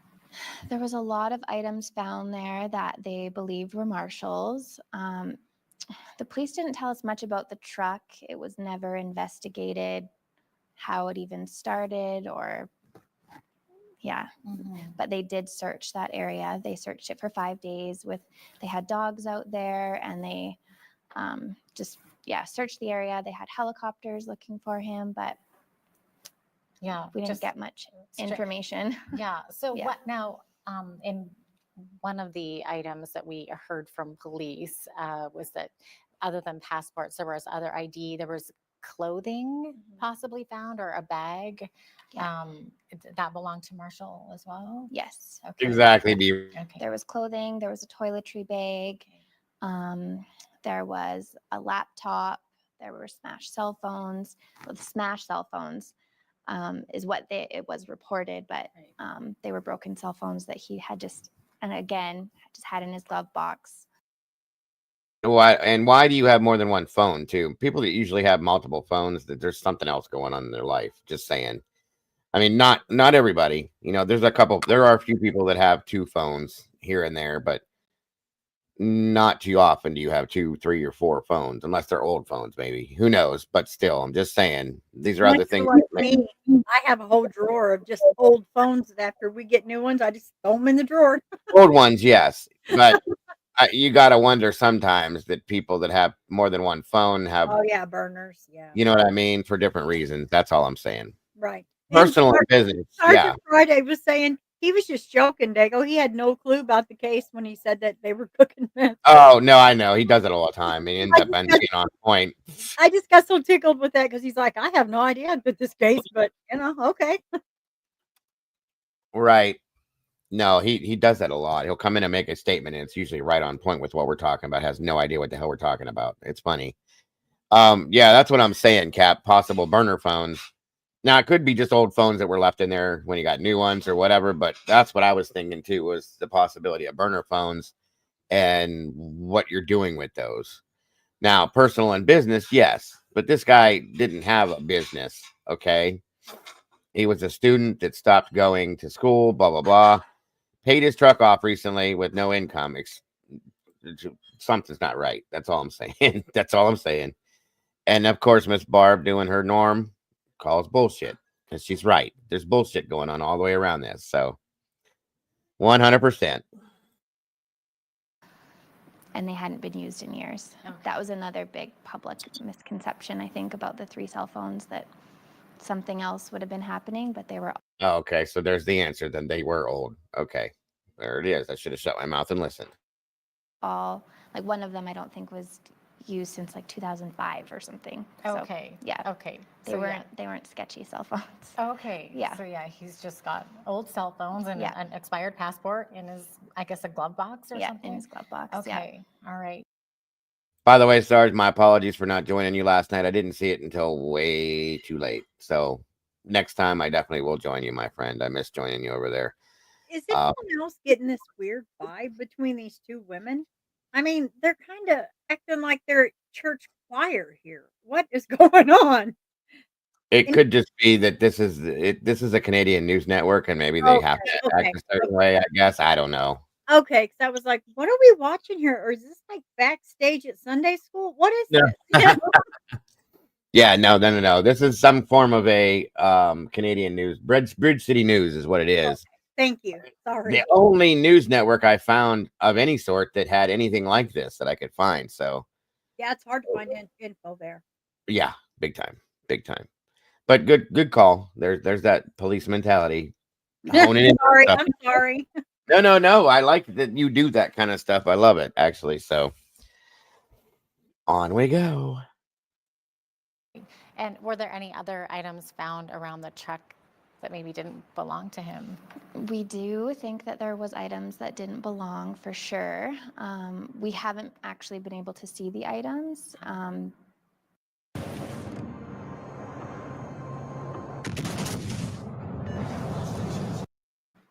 We've asked to, but we're not able to. And just to kind of confirm, and we don't know. And it was who's just there. And that's another issue I have. Why won't they allow the family to see these items? That makes no sense to me. If this is not a criminal investigation and this is not a criminal case, there's no reason why you can't allow, let alone see them, but to have these items. Well, and under normal circumstances, you would want the family's input because they know those items more than likely, and they can tell you whether there's anything out of place that they should keep an eye out for. Thank you. Very good point, sir. And like I said, any other missing case we've seen, they give these things to the families. And of course they ask, like Arctic just said, they ask them questions about stuff and so on and so forth. They won't even allow these people to see these items, guys. But this isn't a criminal case, and there's nothing suspicious here. Remember that. That's what has me on this. It makes no sense. Described by police to you? Like, right, we found this, and this. And you're like, oh, well, that doesn't sound right. Right. Okay. Are you able to talk about what that might be? No. You want to just kind of keep that? Yes, there's certain things that they have asked us to not Yeah. disclose still. Yeah, they don't want to compromise any investigation, of course. Right. Understandable. Yeah. Okay. Now, There is other no thing investigation. Is we found out that he had just paid off his truck too, right? Yeah, in September. Yeah. Okay. Yeah. So obviously it's not like something he would do and torch his own truck if he wanted to just disappear. That's where, yes, when we think about, That's the thing, though, Sarge. There are no suspects. This isn't a criminal investigation. It's a missing persons case. And they will refuse. They refuse to classify it for whatever reason as a criminal case, even though there was an arson involved. That's a criminal element. They're saying there's nothing suspicious. There's no foul play. There's no criminal elements to this whatsoever. The whole thing, in my opinion, has a criminal element to it, but they won't talk about it like that. They won't classify it that way. It's the stupidest shit I've ever seen. And again, with Barb, I'm calling bullshit. covered every scenario and more, I feel like. But when we think about the truck, and if he were to disappear, like he just paid it off in September, he had a 6-year lease that he just finished paying off in September. Like he could have easily sold the truck. We would have never known he sold the truck until who knows when, and then took 20 grand and had cash. Yeah. He did not have fire insurance on the vehicle, so there was no point in him doing that. Yeah. Mhm. What was Marshall doing in Calgary? Like he's from Lethbridge, but Yes. he was living in Calgary. So he had a place there. Yes. He was living in a basement suite. He started going to school at SAIT in September 2018 for software development. And he finished 2 semesters there. And as far as we knew, he was still in school, but it wasn't until his disappearance that the police found that he did not enroll for the September. Now, I do know on another plateau with this, per se, possibly, he was working on a video game of sorts, per se. He was a software developer, what he does, and was building something like that. Had a lot of computer stuff he was working with, so on and so forth. So I almost wonder, is there something that leads from that to this, maybe? You know, is there a parallel there, possibly? I don't know, guys, but it was something I had forgotten about. That they were stated early on that he was working on putting together software for a video game of sorts, maybe, or a program, maybe, or, you know, a lot of these guys, there's another thing. A lot of these developers that go to school for this stuff and they do these things, a lot of them end up being hackers too for people. They make money off of that, good money, depending on what they're hacking for. And, you know, it's another side thought to this, possibly. How he could have paid his truck off, or so maybe he did something for somebody in that sense. That could be why people were looking for something in there, maybe, and what he went to his storage facility to look for too. So you could go in the drug direction, or you could go in that direction, knowing that he has that ability. I don't know, but that's just another theory, possibly, to go along with this, maybe. Isn't it strange that a cousin by marriage knows this much about him? She looks, but yeah, I was thinking not too critical, but hey, I don't know. Cousins usually aren't that close, but maybe they are in this family. I don't know. I don't know. My family, I sure have a lot of very nosy people, so maybe they're just a nosy bunch. That's very true. That's very true, Doodle. Very true. 2019 semester. Okay. Okay, interesting. Do you know if he was working? He was, we believe, doing some kind of computer internship. We were able to see, I don't even know what this program is called, but he had 800 hours of work on something. We haven't been able to even get into this to see what it was, but somehow someone was able to see that he had spent 800 hours working on something. Wow. Do you know any people in Calgary that were connected with? So that is interesting. 800 hours working on one project. That could be what he was trying to develop there, or that could be something altogether different. That could be the thing. Who knows? Just saying. With him, any of his friends or anything like that? No, that's kind of one piece of the puzzle that we're really missing, is who he would have met there. Like, he had a few friends in Calgary that he knew from Lethbridge that moved to Calgary, but as far as new people, we don't know. Right. But we did talk to his landlord, and his landlord lived upstairs. She owned the house, and Marshall was in the basement. She basically just said he was very quiet, very friendly. Like, they shared a laundry room, so she did know him. And she said there wasn't a lot of people coming and going, or any besides Marshall. Right. Okay. And I guess one of the significant dates was like the December 1st rent, right? You guys were kind of waiting to see, is he going to pay his rent? For sure, because he always paid his rent on time. So we thought, well, maybe he's working somewhere, and maybe someone stole his truck and burnt it, and maybe he doesn't even know it's been torched, right? Like, because he did before he went back to school. I mean, he was 26, so he went back to school late. So he did work various oil jobs or whatever, right? So we thought that's where he could have been, but we knew he would have even sent an e-transfer or did something on the 1st, and the 1st came and gone, and yeah. Okay, so y'all must all be millionaires or just plain dummies, because how is Uncle Sam giving out these $5,000 personal? Now, have you been allowed to look at, like, did the police find his current cell phone? No. So that's missing. His current cell phone, his current laptop. He did get a laptop at SAIT that is still missing. Okay, so he's got a laptop missing. His current phone is missing. Have you been able to talk to whoever his mobility provider is? Or is that So he hadn't been using. Why would the laptop be missing, though? That's weird. Okay. As well as his phone, which could be on his person. If he's missing, the phone's missing, but the laptop, that's a little off to me. I'm just saying. He didn't use his cell phone at all. I don't know the exact Right, dates, Sarge. but it hasn't. In November sometime, but before his disappearance. Okay, so they were able to at least let you guys know that. Yeah. What a mystery this has been. Now, one of the reasons I really wanted to talk about this is because we broadcast nationally, coast to coast, and I don't know how much coverage this is getting beyond BC and Alberta. Hopefully it's reached, far and wide, but I don't know. Do you have any idea how far this has kind of stretched? I definitely know it's mostly Lethbridge. We have over 11,000 people in our group on Facebook, which is awesome. But a lot of them are from Lethbridge. Then I think Calgary would be the next, because we can see where people are from. Then Vancouver, I think Saskatchewan has a few, but I think mostly it's been Alberta, BC. Right. Now, what are you, besides wanting Marshall back, what are you hoping to see happen? What do you want the public to do?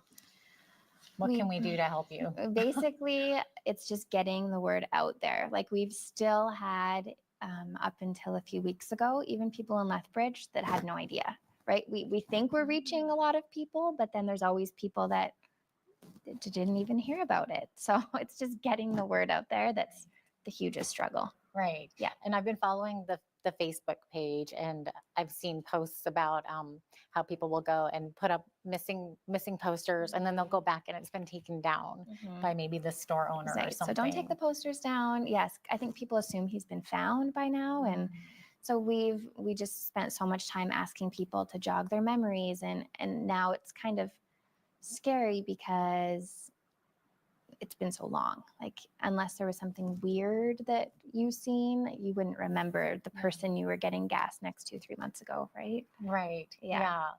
And have you guys tried to go back to BC and kind of retrace I know there's probably a dozen different ways to get to Pemberton, right? Pemberton, yes, there is.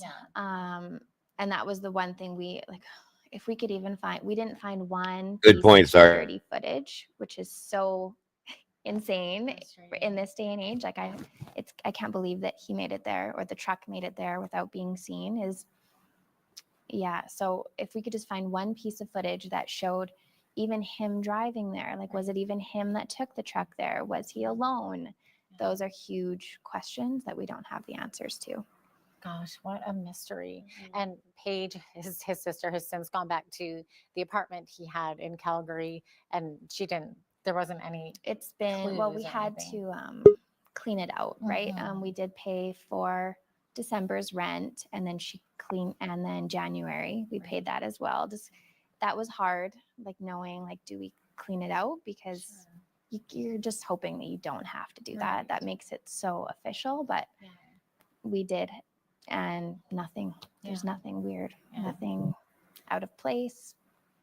How is the family coping? How is everyone getting through this? It's been definitely hard. Like, we still talk about Marshall all the time. We still have the conference calls. Like, I think there's 8 of us often that will just talk. And I think just because we are so close, that makes it easier for everybody, right? Like, we have a lot of support. So thank goodness for that, right? So, but it's hard, especially not knowing. Like, that's the hardest thing, is not knowing what happened, and your mind just goes crazy, like, all the time, just thinking, well, what if this happened? But then this doesn't make sense, and this doesn't make sense, right? And probably 1,000 different scenarios. Right. Yes. So that's just, we just want answers. Ultimately, we want him home, but we just need answers. Yeah, absolutely. And it's just answers you're just not getting. And has it been sometimes frustrating? Like, have you gotten any tips that maybe ended up not? Oh, we've gotten lots of tips. Like, lots of people who think they've seen him, but nothing. And the police say that they've looked into all of them, but nothing has been confirmed sightings or anything. And it was initially RCMP in BC, right? Pemberton, right. And then it went to Calgary Police, and then it went to Lethbridge. Okay. Yes. It's frustrating. I can feel it. I can feel the frustration with it all. Yes. And it's so far. Like, that's the thing, is we don't know exactly what happened. And so there's been RCMP, Calgary Police, Lethbridge Police, multiple agencies, and nobody will give up anything. Nobody will do anything. Nobody's done anything as far as the law enforcement agencies. That's wild to me. Mm. Hmm. Where it happened, like the distance between us is so far. Is that like about a 10 hours or so? Yeah, Not the under route 10 we hours? probably think he would have taken to get there is about 14. Oh gosh. Yes. Yeah. And that's like mountains and right? Like Yeah. it's, yeah. So, but that's where it was really frustrating is that not one gas station, he had to have stopped for gas, we think at least 2 to 3 times in his truck. And like that, not one, nothing caught it. Cassie. I don't believe that. I think it's been taken already. I definitely don't believe that nothing. There's definitely TV footage, but I think it's been taken, and or the people that have the gas stations have been told that you don't talk to anybody about this, and or you don't, you know what I mean, hand anything off. So that's my opinion on that. I definitely agree that he stopped because it's a truck, for Christ's sakes, guys. You can't get that far without stopping for gas in a truck. Period. There's just no way. Thank you, Ace's mama, and I will check it. Iwassa, thank you so Welcome, much by for the joining me in the studio today and talking about this. It's very difficult for you and your family. I understand that, but it's also so important to get the word out. Yeah. So Thank join you. that Facebook page. It's Find Marshall Iwassa on Facebook. And pay attention to the posts and keep your eyes and ears.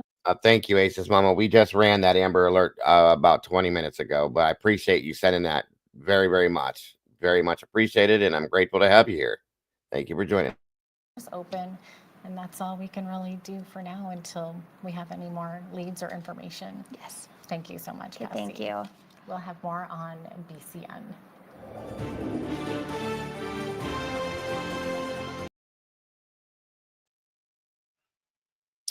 And I do believe, wait a minute here.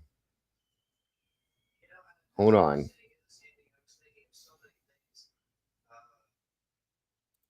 One second.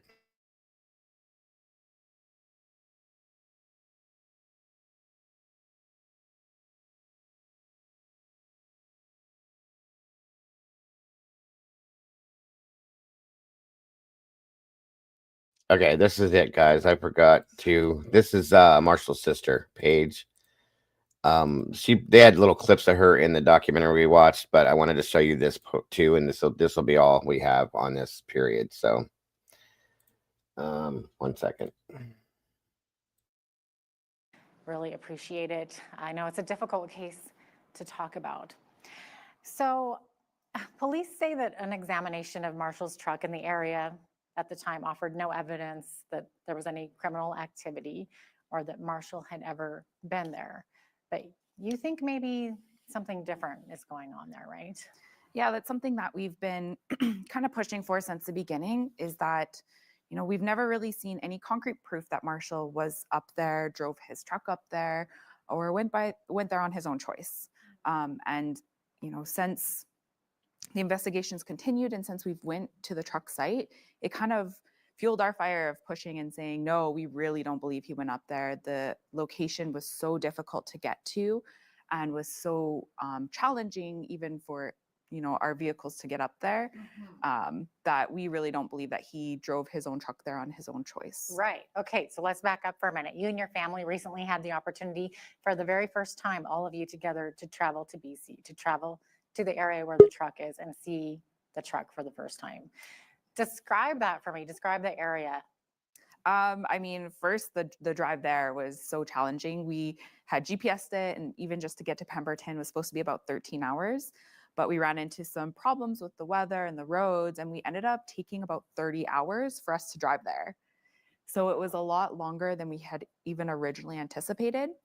And that was like, we were the shortest ones. A couple of my other cousins, they took about 40 hours to get there just due to road delays, traffic backlogs. Yeah, so it was And really this is summertime weather, right? Yeah, and this is in good weather. Yeah. So that was challenging. And then once we got there to Pemberton, a group had reached out to us for Low BC to offer to take our family actually up to the truck site because from our knowledge of it, you'd need 4x4s or ATVs to actually get up there to where the truck was found. So they came and they took us up there, and even for them, you know, they had to stop at a certain place, let the air out of their tires to help their vehicles be able to crawl over the rocks better. Oh, wow. Yeah, and this is a skilled 4x4 group. that offered their services to us. So, you know, we were able to go up in their vehicles to get to the truck site. It was, you know, for me, going and actually driving through there was quite an experience. And I think my family, a lot of them feel the same.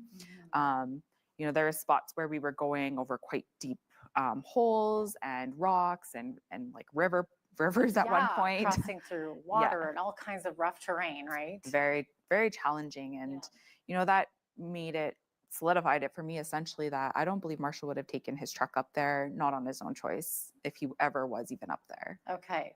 Now, police were saying in their initial investigation that they think no one was there except for Marshall. So, I mean, at what point do they classify it as criminal? That's a good question and something that we've been trying to figure out since the beginning. There are items up there that I've identified that are not Marshall's. And so that's frustrating, you know, for us to hear that they don't believe anyone else was up there, because there are items that are definitely not Marshall's that were at the scene. And so that's something that we've been pushing for, of like, we don't think he was ever up there by himself, or maybe even not ever up there. They were able to get into his financial records and found that, you know, nothing significant was found. That includes no gas stops to get his vehicle there, because his truck would have taken a lot of fuel to get there. I know for us, we stopped at least 3 times just to get gas. And so like for that, you know, I don't believe that he was ever up there, either by his choice or on his own. Okay. Now, Marshall was an avid outdoorsman, right? And he did enjoy hiking.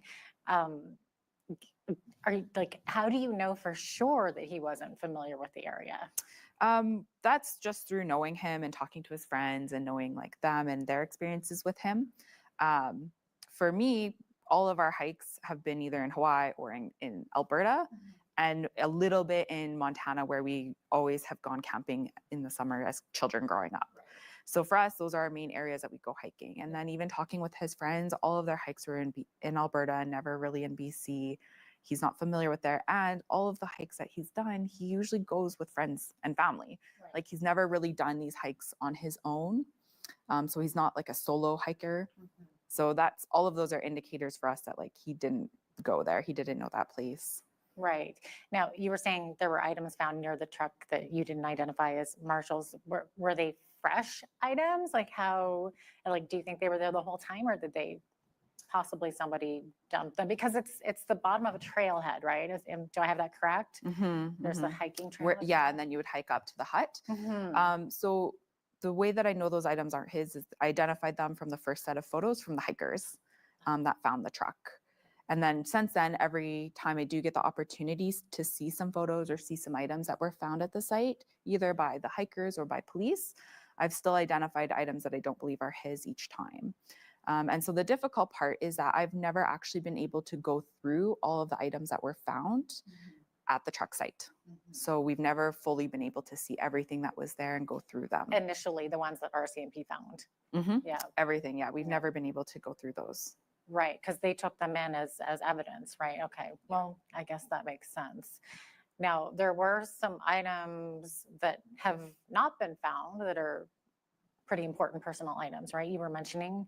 Yeah, we've still never been able to find his wallet, his license, his backpack, his most recent cell phone, his most recent laptop that he was using from SATE. So all of those items have never been accounted for. Things that he needed, like contact solution, the cases, those have never been found either. Right, real personal items.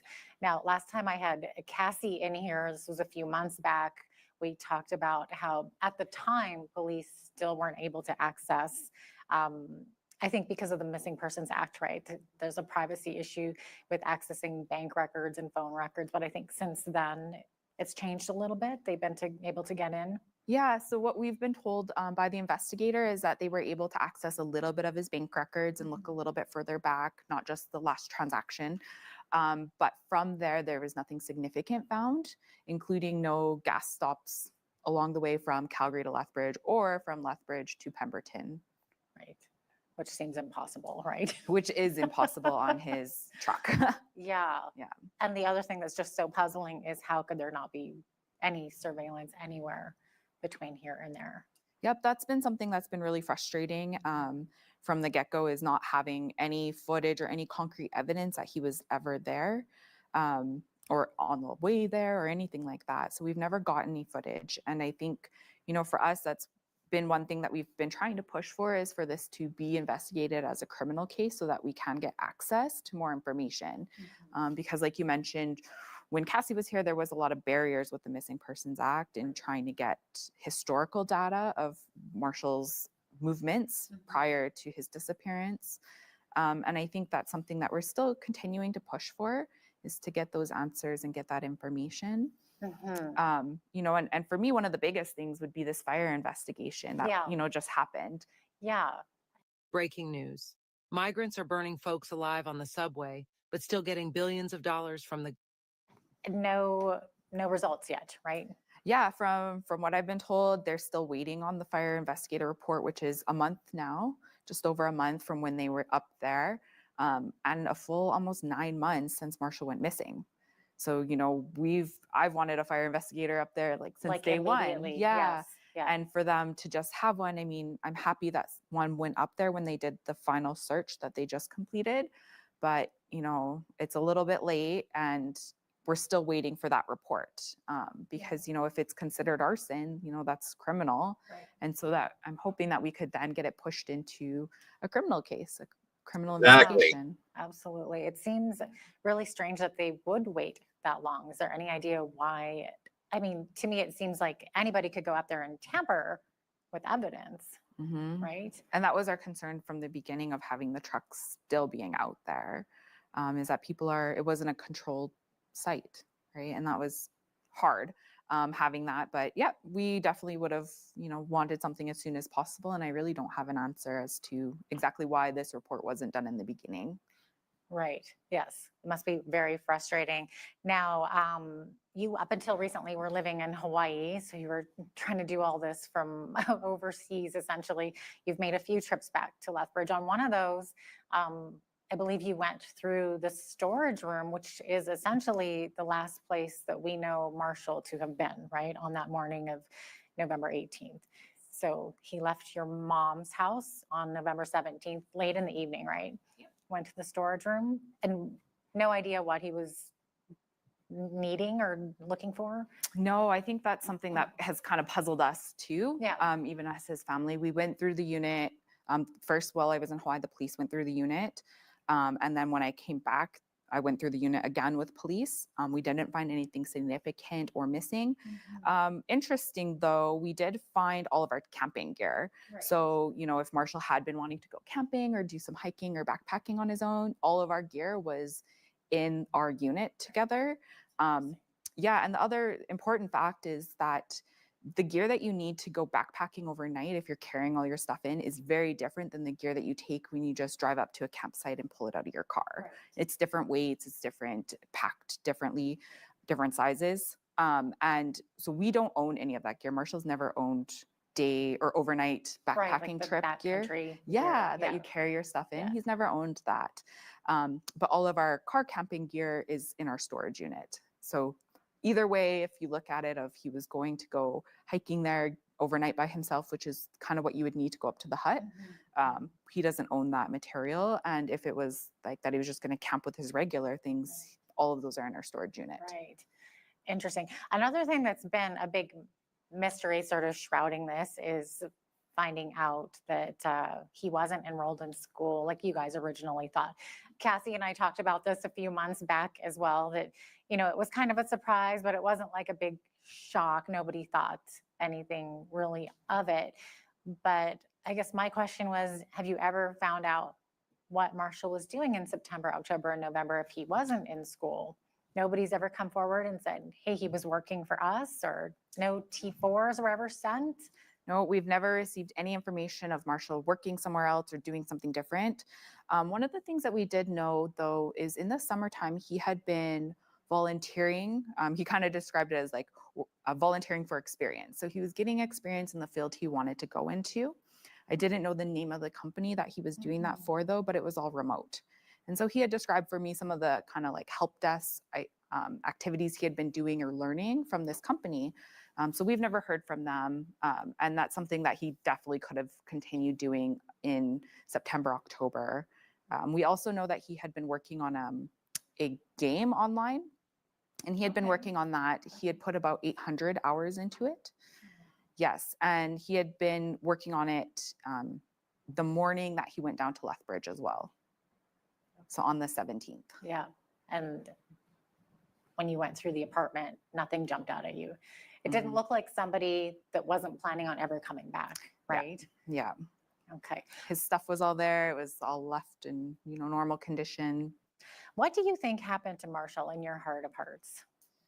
Y'all tired of hearing about everyone else getting handouts? Well, listen up, cause it's our turn now. Forget needing to be a migrant to get. That's something I ask myself every day. Like there is not a time that goes by where I don't kind of think about it and flip flop on what I think happened. Whether something happened unintentionally or he was in the wrong place at the wrong time.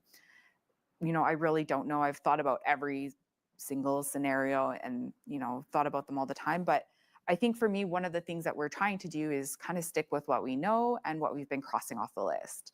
So at this point, I can confidently say, I don't believe that he went up there on his own choice or maybe was never even up there. And so that's why I feel strongly that we should start looking into different locations and different things that might have happened to him and primarily push this into a criminal case. Right. Yeah. I wonder what it would take to do that. Yeah, that's something that we're still trying to explore and figure out because I think this realm of missing persons is so new to us and, every case is so unique. So we're still trying to figure it out of, what will it take? Because at this point, he's been missing for so long. There's been no activity. His vehicle's been found in a remote area that he's not familiar with. It's been completely burnt out. And maybe if they get the fire investigation report and it's arson, then we can get that push into criminal. How did it feel going back to that spot and seeing his truck? Was it like closure for you or did it open up more questions than answers? It really opened up a lot of questions with the items that were found there. And just getting up to the truck site really made us be like, our family question more what could have happened to Marshall. Right. Okay. Well, I know there's still missing posters out there and whatnot. What would you like to say to anybody who might have any information? I think that's the biggest thing is, now that we're moving into summer and people are going to be out and about, just asking if you need any posters or if you're heading out anywhere, if you can put up posters, that would be awesome. Sharing our information online, all of that's so helpful in spreading awareness and keeping some focus on Marshall and that he's still missing and we're still looking for answers. And, we really won't stop until we have answers to what happened. And so, any way that people can help, sharing online is always helpful. Joining our Find Marshall Iwassa Facebook group. That's where we share all of our information and our updates. And it's actually our family that's running it. So, if people are asking questions, it's usually myself or one of my family members that's actually replying to them. So it's a good platform for us to communicate with the public. And it's been so helpful to have because we've been able to get really great ideas from the public that are throwing their ideas, their thoughts out to us. People that are familiar with Pemberton and the Brian Waddington Hut reached out to us and said, hey, it must have been someone that knew this area that got up there because it's really difficult. And all of that has been so helpful to us. Yeah. So, anything people can do to help would be really appreciated. Definitely. And it's in the hands of the Lethbridge Police Service now. So definitely call Crime Stoppers, call LPS. If you have any tips, definitely reach out to police. Paige, thank you so much for being here with us today. I know this is such a difficult time for you and your family, but we really appreciate it. Thank you for having us. Yeah, and helping us keep the awareness of Marshall out there. It's so critical. Thank you.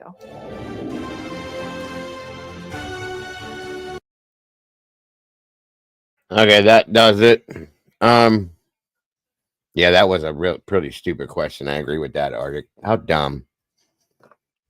Some of these people just have zero sensitivity towards things, but not everybody. That's the thing, Barb, is I've noticed in a lot of different cases, people handle things differently.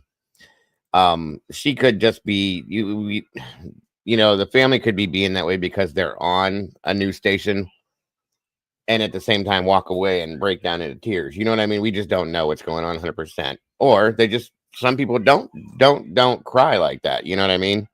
And at the same time, we don't know. I don't know the date of the interview. When was this interview done, Dago? Do you know? It was August 4th of 2020, which was like a year after that this happened. Yeah, okay. I was gonna say, I mean, if it had been closer to 2024, there's only so many tears a person has to cry.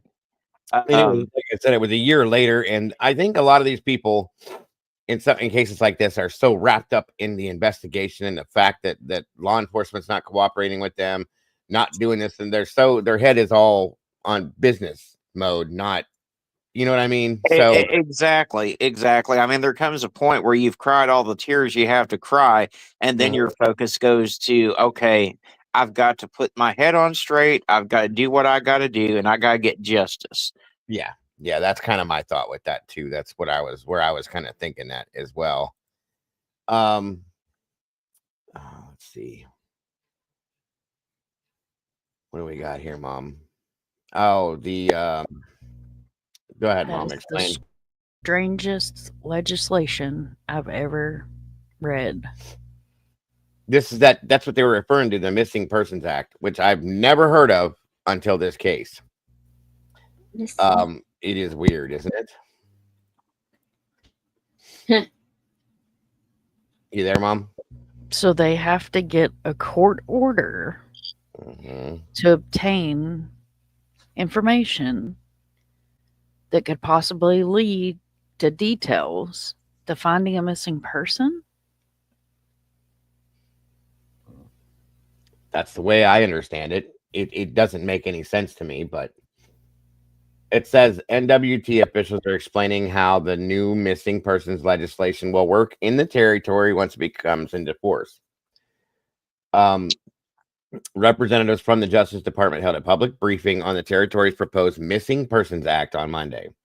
They set out how the legislation would allow RCMP to seek access to records, search premises, and make emergency demands during missing persons investigations where there is no evidence of criminal activity. The Northwest Territories does not currently have missing persons legislation in place, and this can slow and sometimes completely halt an investigation for a missing person, said Premier R.J. Simpson, who is also the Minister of Justice. The act, he said, would allow police to move quickly in their investigations while at the same time providing for oversight and accountability. Brad Pather, a Justice Department Assistant Deputy Minister, said the act aims to strike a balance between preventing unreasonable access to personal information while aiding police investigations. He highlighted the definition of a missing person in the bill, a person whose whereabouts are unknown despite reasonable attempts to locate them. That person must have either not been in contact with people who would likely be in contact with them or feel fear for their safety, must be reasonable given the circumstances surrounding their disappearances. As an example of someone who would not fit that definition, Patzer offered someone whose specific whereabouts are unknown, but who is known to be on the land with no easy form of contact available. But they have a set date and time of return and has not yet been reached. It's so strange. It would be reasonable to access somebody's private records simply because, it would not be reasonable to access somebody's private records simply because they cannot be immediately contacted, he said. This definition prevents this type of overreach. The act would allow RCMP to request here's what Mom was talking about, to request a court order to access records that may have information related to the whereabouts of a missing person. Those records could include contact information, global positioning system records, employment, school attendance, and security camera footage, Patzer said, which is probably, therefore, in turn, maybe a reason why they can't get the gas station stuff. But still, this is family that's asking for this, and they're still not allowing family to see it, okay? And it's not a criminal case. Remember that. This is not a criminal case. So police could also request a court order to enter a specific location to look for a missing person. In both cases, Peltzer said, police must show that there are reasonable grounds to believe the order will help locate the missing person. and the public interest in locating the person must outweigh the potential negative impacts. Courts can also impose terms to the orders that judges deem appropriate. The act would also allow police to make emergency demands in writing for people to disclose information. In cases where a record access order would take too long or someone might destroy records, Pelcher said. Emergency demands are useful in time-sensitive cases. Missing persons cases are oftentimes, especially in cases involving vulnerable people in the cold northern climate, he said. The act would allow police to share information with other jurisdictions, such as cases where an NWT resident goes missing in Alberta. The bill limits the kinds of records RCMP can access through an emergency demand. For example, Pelcher said police cannot access health records unless a missing person was recently admitted to a hospital, in which case police can access the date person was hospitalized, the name of the hospital, and the reason for admission. For more detailed medical records, Pelcher said police must apply for a court order. This is insane. Even records requested with the best intentions might lead to a privacy concern for an individual, he said. Pelcher said RCMP will be required to notify people whose information has been produced under an emergency demand. The act also requires police to consider whether there is an indication on the missing person whether there is any indication the missing person does not want to be found, such as if they are fleeing violence. We wanted to ensure the legislation is not used as a tool for abusers to locate individuals, he said. The NWT government pledged to implement missing persons legislation in response to a related call for justice in the final report of the National Inquiry into Missing and Murdered Indigenous Women and Girls. Pelcher said multiple rounds of discussion delayed the bill to create that legislation, which the territorial government introduced last month. The proposed legislation is now being reviewed by a committee of regular MLAs, which plans to hold public meetings about the bill in Aklavik and Inuvik next month. RCMP Superintendent Dyson Smith is set to give a public briefing on the bill on April 4th, and you can provide input on the draft bill by emailing the committee. And this was put out February of 2024. Right, last year. It's goofy. Is it or is it not, Mom? I've never in my life read some. I mean, I just went through I sent you that, but I just read through the legislation part of it. Mm-hmm. So if someone's missing that's indigenous to that area, which up there they're called First Nation, the First Nation officer, pretty much the way that it's worded, to put it in layman's terms, has to be approved by a judge to investigate a missing person. That is the craziest shit I've ever read. Yes, Artie, ma'am. have you ever heard of this law or whatever the hell act? I haven't, and maybe I'm reading it wrong, but it sounds to me it's the same process as us getting a warrant for phone records here. I don't really see where it's anything much different than what we have to go through here in the United States to get people's phone records and their GPS signal records and all of that. We have to go through a similar process by getting a warrant here in the U.S. to do it. When you read the legislation on it, it's like they have to go through, which they have different, I don't even know, I'm not from Canada, but they have to go through like a magistrate and this and that and something that, like, there's a bunch of steps before you can even get it to a judge or court or whatever. I don't know. Yeah, I mean, and like Lisa Joe says, they are very, very privacy oriented in Canada. A lot of the cases, I won't even cover a lot of Canadian cases because they won't give the last names of the child that's missing. And if I don't have their last name, I just don't feel comfortable doing a video. Hey, I don't know what this child's last name is, but their first name's Lisa and they're missing. I mean, it just doesn't make any sense. Right. And it talks about like it's okay to release a photo, and I don't know. That Well, that would oh, explain why there's no but news coverage on this. I guess because I went looking for any news coverage I could find, and there's nothing. So I don't know. I guess it's right, weird. Nicole? Oh, You need a PCA for a missing person. Basically, yeah. I think so, Matahari. I think that's what they're called over there. I'm not 100% sure. I never did understand a lot of the legal stuff in Canada, but I don't know. Anything that's a time sensitive case, such as a missing person, there shouldn't be hoops to jump through. There's that. It should just be you should be able to access certain things and go boom, boom, boom. That's it. But that's I don't know.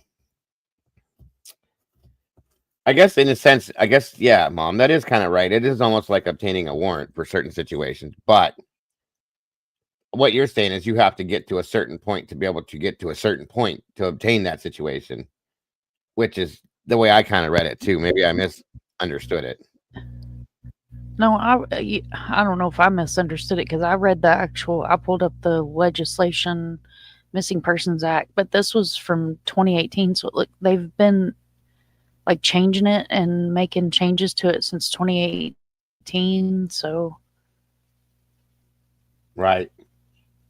I just now realized that this document that I read that's supposed to be a legal, S.O 2018 C.3, all that jazz. So maybe it's been, I don't know, that just seemed like a whole lot of steps to go through, like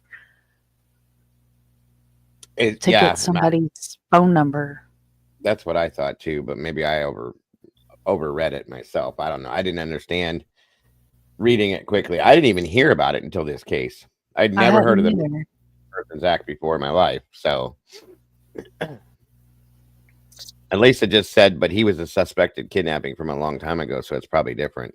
So do they retroact that? Is that how that works or no? Hell, I don't know. I'm with Artie. Like, other than the Highway of Tears and like a video I've done on the First Nation missing, which is an epidemic up there, like I honestly don't think I've ever fully covered a Canadian case. Right. This was my first one, I think, too. Unfortunately, but yeah. I mean, I'll cover them if there's information there, but if they're Mhm. not even going to provide a last name for the person, I just can't cover that. I can't. No, I don't blame you. And wow, okay, I'm just like brain fog now. No, I get it. I Read get all it. that legal document. So besides all the legal jargon, what does everybody think of this so far? Of course, everybody in chat, you make your Phil just said it seems as though they want to review inquiries to prevent personal information of intentionally reclusive people from being. Yeah, there's that. I understood that. Somebody that doesn't want to be found. Yeah, they have that ability to have that right, but otherwise, though, it still seems like it might be a little bit difficult in an emergency situation. But it does say that there's stipulations towards emergency situations. So then again, I don't know if it. I don't know. I'm not quite understanding it myself, but hey. Anyway, Mom and Mama Bear, Miss Doodle, and Arctic, if you guys have any, what are your thoughts on this whole thing all the way around? I'm the same with Mom. Like, this is so weird. This is just such a weird one, and it's I don't know. It throws me off a little bit. I was gonna say it's pretty wild. I don't really know what to say about it. Yeah, I mean, what can we really say? I know. I have my thoughts on what I think possibly could have Yeah, been. me too, but I don't want to say that. Yeah. I mean, I don't think Marshall ever made it to the spot where his truck was found. I think he was killed before before the truck was ever there. That's just my personal opinion. I agree with that too. I think him and Daniel had the same destiny per se. I think whatever happened probably happened very shortly after that bar witnessing happened. And then there. So, that sounds good, Mom. I don't know. I just thought it was really interesting how it all went down, and the deal that it's been 5 years in, and that my biggest thing with this was how the RCMP seemed to not do anything, and the fact that they said there's nothing suspicious here blew me completely out of the water. So, Well, trucks don't set themselves on fire. Belongings don't move themselves. I mean, there's a lot that's not adding up. The math is not mathing at all in this case. No, not even close. Not even close. Phil says I can see where the spread of information and specific situations may cause more harm than good. It does seem like it was written by Bart Dempson, not this guy. Simpson. Got you. It's not a Tesla, Lisa. No, not at all. If it was a Tesla, then yes, that would change things. Oh no, guys, it was wild to me, and I really was like enthralled when I read this, and I'm like, Jesus, okay. So I thought it needed to get some airplay, and there's just been nothing on it in 5 years. It's crazy. So there's no updates, there's no news coverage, there's no nothing. I just couldn't believe that. It is very odd how they handled this. Yes, I agree. The fact that they won't let the family look at any of the items, they won't let them touch anything, they won't let them near anything, but at the same time, they refuse to categorize this as a criminal case. Blows my mind. It makes no sense. This is family. And like I said, anytime I've ever seen a missing person case or they find a car of somebody that is missing, once they do their scene, they cover their scene and they do everything, they turn everything over to the families. They're not doing that here, and I don't understand why. If this was strangers, me and you and I walking up there saying, hey, can I see those things or can I have those things? That's different. We're not family. That's weird to me. It's very strange. And I feel like RCMP dropped the ball in some senses here in quite a few options. So I just don't know. I have thoughts on this. Like I said, I don't know.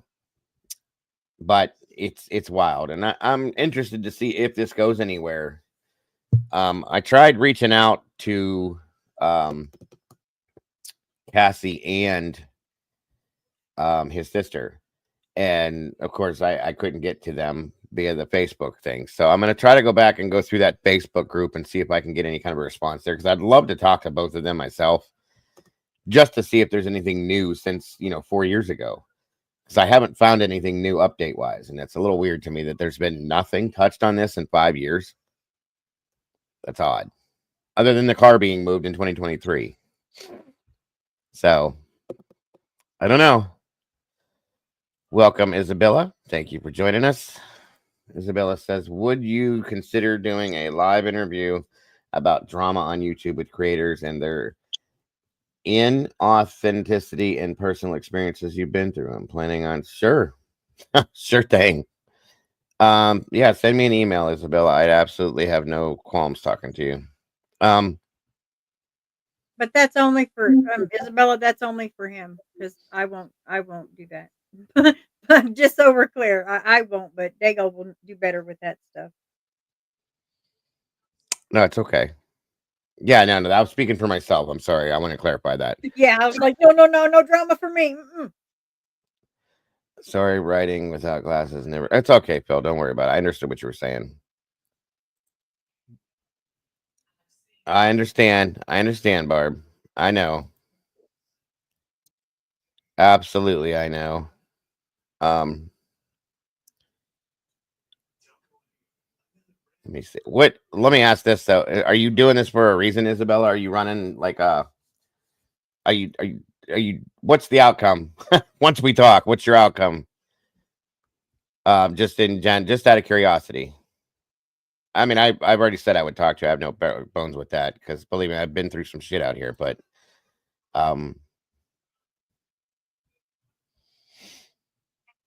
just curious, I should say. Yes, you did. You definitely have, Barb. Most definitely.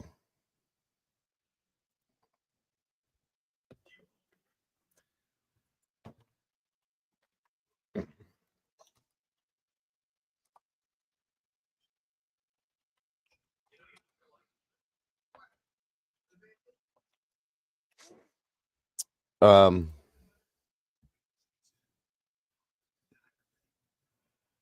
think that's going to be it for this, guys. Anybody have anything else to add to this per se? Like I said, it was an interesting show for sure. And that's a wild case. I hope everyone will smash the like and share it out so that we can get them into the YouTube algorithm. Maybe someone will step forward with information that finally brings answers and closes the case out. Because apparently, if we have to depend on the RCMP to do it, well, who knows? There may be a whole new species living on Earth by the time that happens. You ain't lying, bud. Right? You are not lying. Absolutely.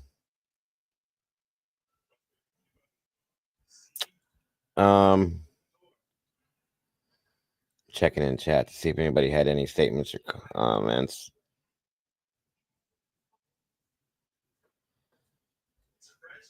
One second. What the hell's going on with my chat? Donald Duck, good to see you. I have to laugh. Donald Duck. That's so cute. That's what I said earlier.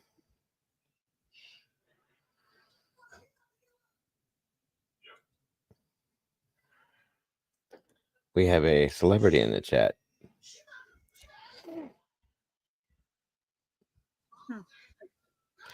Yeah, I've tried to stay out of the drama too, but it's bound to me in some senses, unfortunately. No matter which direction I go, I've turned around and it's standing there in my face sometimes. So I'm learning little by little. I've learned.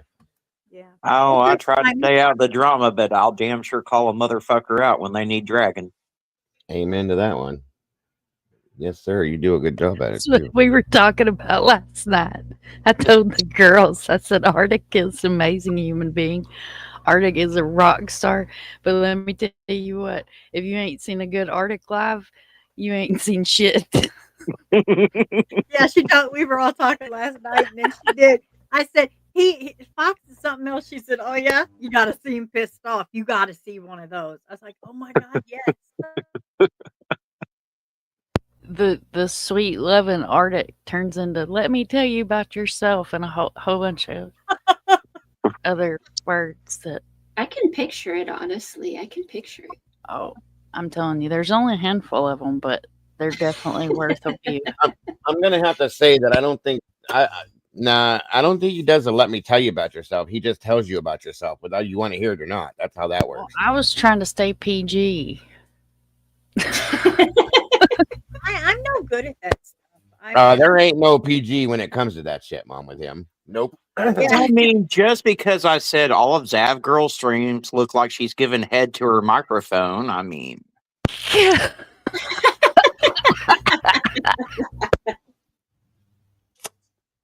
La la la la la la. I'm speechless. I don't get speechless often. No comment.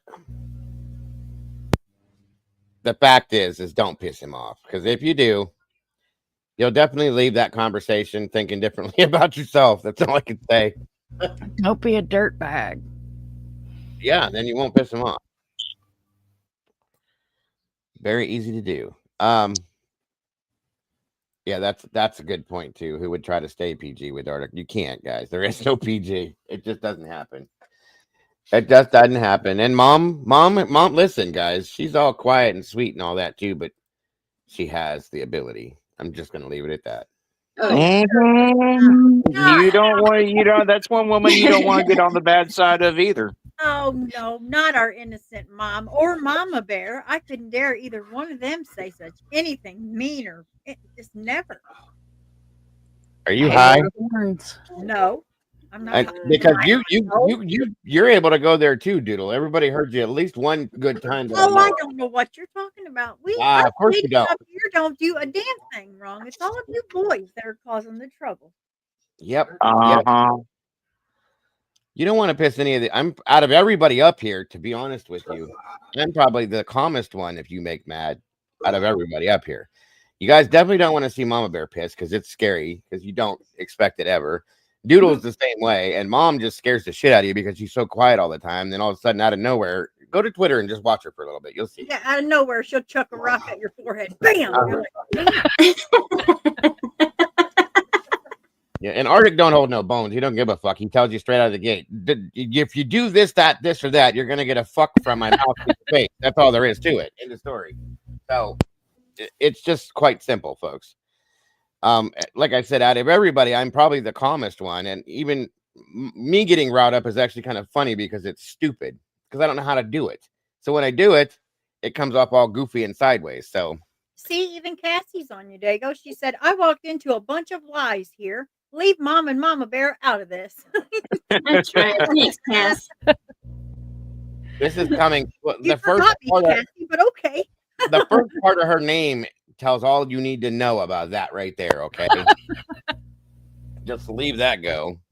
Her next one will be Kiss My Ass, Cassie. Yeah, right.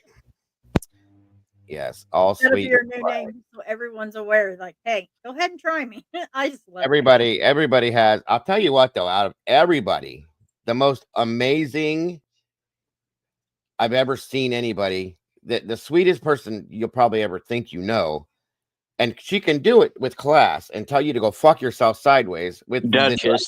Is Duchess. It's amazing to me how she does it. I love it. Absolutely love it. So don't piss that one off either. And it takes a little bit to get to her, but when you did, you can tell. That's fact. I'm pretty sure that most of the chat is docile, sweet people, but poke the some, not most. There's some people in here that can get pissy real quick. I promise you that. Most everybody can in the world. So just depends on what you're talking about. Thank you, Mom. There's Duchess link. We haven't put that up in a minute. Yeah, don't ever make that lady angry. She's so sweet. It's not even funny. But like I said, even when she tells you off, it's sweet. That's the weird shit. So that one day she was on here. Was it on here? No, it was on. It was that panel you and her did not too long ago.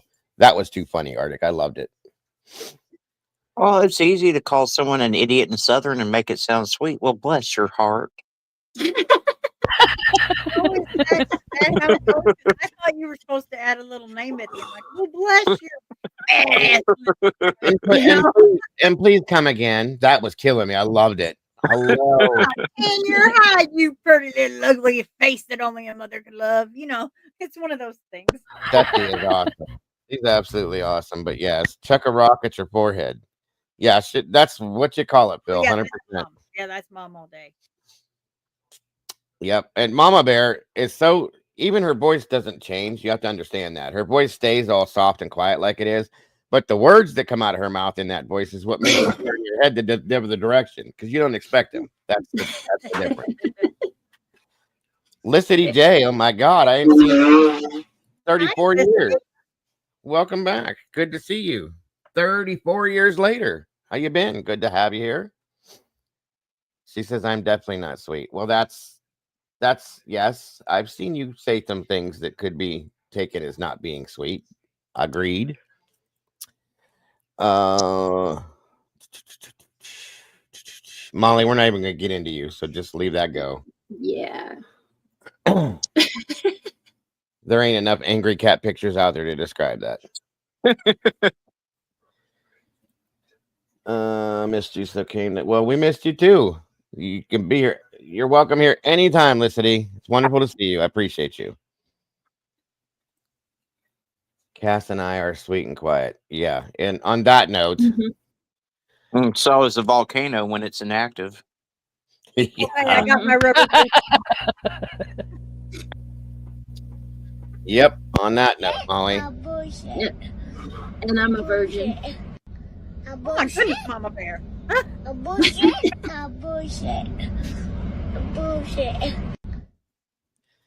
All sorts of bullshit. And did you just say, and you're a virgin? Yep.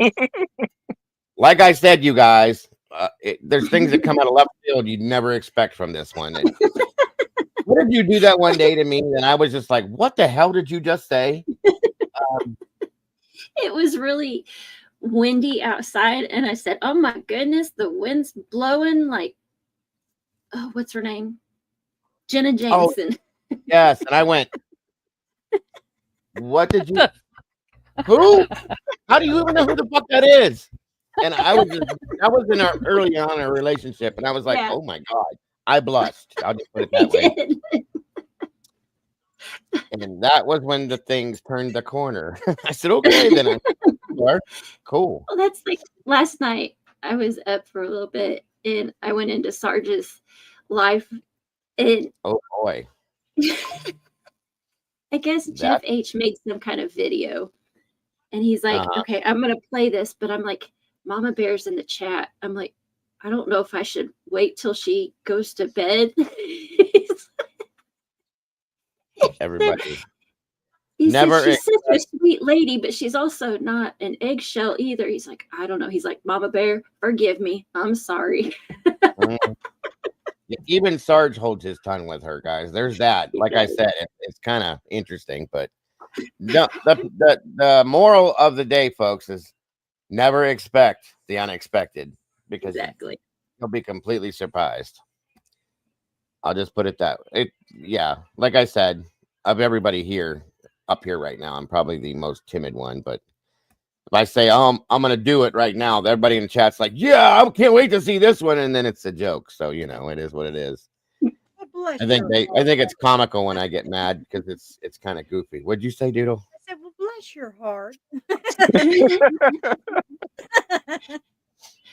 Yeah, I cracked my daughter up one time. I got really mad. We were out shopping. I was looking for something, and it had to be like this specific like color of like yellow green. And I was like, this one, right? And it was like the 30th color green I found. She's like, no, Mom. I was like, well, God bless America. And she just lost it. She's like, really? That's what you're going to say when you're mad is God bless America? I said, apparently. Gosh darn, golly dang it. Right. The one time you guys should have seen me was when my stupid cable guy showed up here to try to fix my stupid fucked up internet again, and I went nuts. I wish I could have been a fly on the wall. I was nuts. He came in the living room and said, oh, everything looks good to me, and walked back, and I went, I'm gonna kill this guy. And I followed him out of the house into the driveway. He's like, well, I'm gonna go grab lunch, and I went off. I was standing in my driveway screaming at him with no shirt on, no nothing. I was going nuts, flipping out. And he's like, well, dude, don't call me dude, you motherfucker. You blah, blah, blah. I just went nuts. I was going off about everything he was saying to me. And then he's back. Get out of my house, you tree beaver. Yeah, right. Probably. That's when you know I'm really cooking. I say dumb shit like that, because I don't even know where that set of words came from. I do it too. Oh my God. And he said something. I was like, well, bring me something back for lunch, you dumb. But I just went off. It was nuts. But anyway. You Yeah. guys ever like yell at one child and you end up mixing all of your children's names together? So you're just like, come here, you little, and they all look at you like, Mom's talking to you. You don't Try having 7 of them and going through every name. Oh, no way. I couldn't do And that. you still don't get the right child when you're yelling at. Yeah, I did that before too. Yes, I do say I drop the F-bomb a lot when I'm pissed. Ghost Sicilian, as I call it. Yeah, when I get really mad, my husband just laughs at me. He's like, you're so cute. I'm like, I'm going to kill you. Mhm. Yep, I do the same thing to my wife. She'll start going off, and it's like, okay. Now, there are different moments. I'll say this much with my wife, especially. Kaden, hold on a minute. Yeah, he don't want Caden to hear. Caden will tell on him. No, I don't care. He's worse than I am.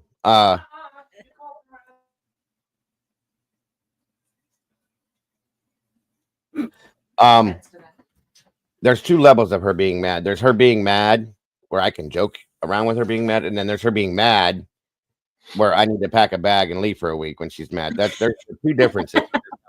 Right. That one, I don't even talk to her when she's that mad, and that's scary. That happens every now and then. Yeah, I'm never mad. I'm always just never mad. Voice. That's not. You're never what? Mad.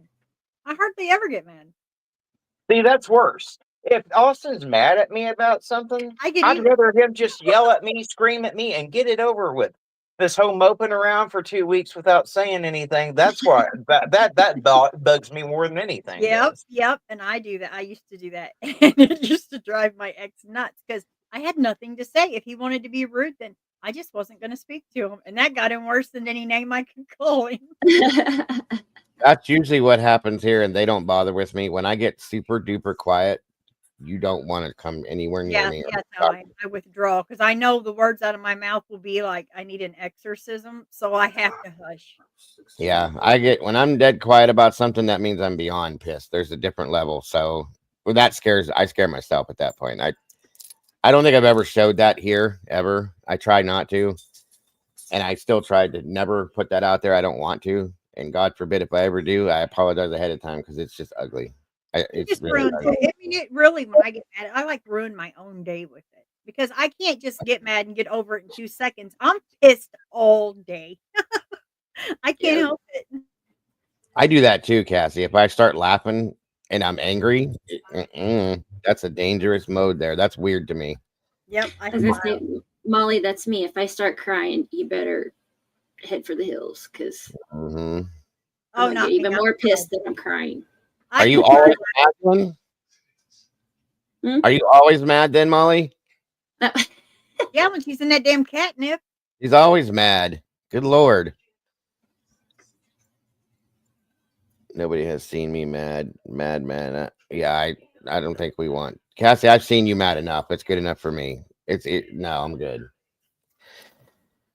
Never ever. Somebody said something. That's what I was saying the one day. It was last week or something about SRB being mad about something. I said, "Are you fucking serious?"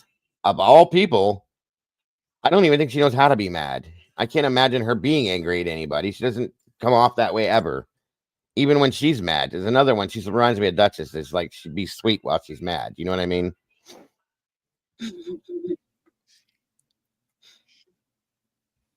Is there a difference to the cry? Oh, okay. I see what you're saying. I can't imagine it ever happening. That's the thing, Cassie. I can't imagine her ever being that person. But then again, I didn't imagine that with Mama Bear either. And look where that went. So, that would be interesting. Miss Cassie herself. So that tells you, yeah, she's got that too. Well, I'm usually the most easygoing guy you'll ever meet in your life until someone gives me a reason not to be. And Bingo. someone gives me a reason not to be, they find out real quick they've given me a reason not to be. Yep. Nothing really bothers me. Neil Homestead, good to see you, bud. It takes a whole lot to get me that way. You either gotta mess with somebody that I care about. Even if you're messing with me, it doesn't bother me. But if you mess with somebody I care about, we're done. That's the end of the conversation. It kind of does, Phil. I agree. I like my cousin. She did something. I don't even remember what she did, but she did something that pissed me off. And it was right before she was supposed to get her senior pictures taken. So I went over. She lived with my grandma. I went over to my grandma's house. I knew which hair conditioner was hers. And I dumped out the entire bottle of conditioner and replaced it with Nair. And yeah, she had fun trying to put some type of hair together before her senior pictures. That's dark, bro. Yeah. Although I did tell you that story with the creature where I found out that she had used my toothbrush to clean the toilet one time. This is before we split. And I explained what I did in revenge. Instead of saying a word, I didn't do anything, but she used that Rave. Is it Rave in the teal green pump bottle? Yeah. Hurt. Something like it's hairspray. It's not pump. It's Oh, not. I hair, don't know. I think it's Rave. Anyway, it's a pump bottle, not an aerosol bottle. And I dumped 3/4 of it out and pissed in the bottle and just left it go. Never said a word. She used it for, I don't know, a month. And occasionally she did. Do you smell pee? Do you smell that? Nope, I don't smell nothing. Sorry. I have no guilt over that either. I'm just letting you know. Oh, Ro, that's nowhere near as bad as what I did to my other cousin. He was interested in someone that I was interested in. This is when we were really little. So I went into his bedroom one day and I took every pair of boxer shorts he had and I put Ben Gay in the crotch of him. That's evil. Absolutely evil. Oh my God. I can't even imagine how that would feel. That's the worst thing I ever did, though, you guys. But that was with the creature, so just so you know. Who fell off? Mama Bear? Ben Gay. Oh my God, I can't imagine that.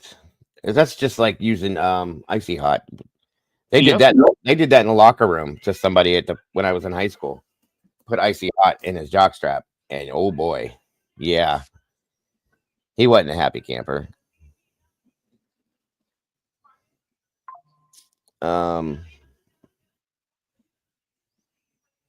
My best friend put in there in excess shampoo, peed in his conditioner when we were moving my stuff. Jesus, did both.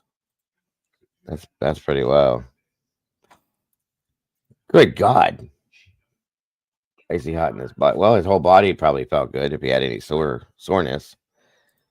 Well, until he went to clean his booty hole in his dick, then there was a burning sensation. Oh, Lord have mercy. Yeah, that could be a problem. I do agree. No, you didn't. No, you didn't. I understand, Barb. I've been at that point now for a while. You can ask the blue crew.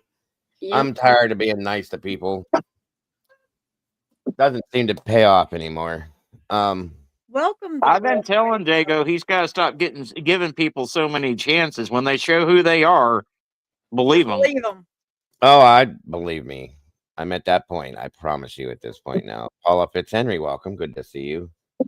Hi, sir. Oh, don't worry about it. You're absolutely fine, Miss Paula.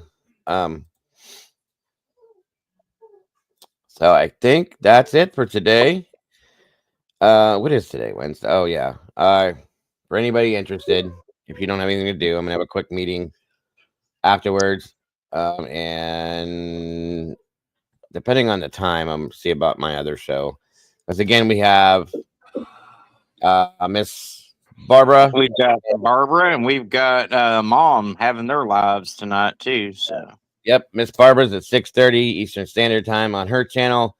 Mom and Kimber are running their show at 8:30 p.m. Eastern Standard Time. Wasn't there another one? Maybe not. Maybe not.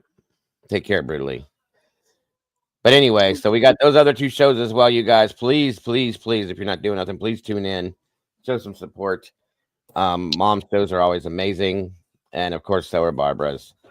So 6:30 p.m. for Miss Barbara, Timmy's Legacy, and 8:30 p.m. for Mine and Monsters and Miss Kimber. I hope to see you guys there at both. And there's enough time between the two that we should be able to spread them out pretty easily. Other than that, Mom, Miss Doodle, Mama Bear, and Arctic, I appreciate you guys joining me today. Always an honor and a pleasure to have you here. Everybody in chat, guys, much love to all of you. I appreciate each and every one of you so very much. Don't forget to love yourselves and love each other. Don't change a thing because you guys are the beautiful people. And we will see you guys very soon. Bye-bye, y'all. Bye. Bye, guys. Bye, guys. Take care. Life's a journey, let's make every moment shine. Together we share our hearts so intertwined. Each time you tune in, we're dancing in sync. With every story told, just let your soul think. A little laughter, some love, we're flying high. As we wrap up this episode, it's not goodbye. News on the airwaves, spreading joy and cheer. Thanks for being with us, we'll see you right here. Kick back, take a breath, leave your worries behind. This podcast is magic, a treasure you'll find. With every moment shared, we light up the way. Join us next time for more laughs and play. A little laughter, some love, we're flying high. As we wrap up this episode, it's not goodbye. News on the airwaves, spreading joy and cheer. Thanks for being with us, we'll see you right here. Kick back, take a breath, leave your worries behind. This podcast is magic, a treasure you'll find. With every moment shared, we light up the way. Join join us next time for more laughs and play. So hit that subscribe, keep the vibe alive. We're riding this wave and it's set to thrive. With smiles all around, let's seize the day. In this podcast family, worries drift away. A little laughter, some love, we're flying high. As we wrap up this episode, it's not goodbye. News on the airwaves, spreading joy and cheer. Thanks for being with us, we'll see you right here.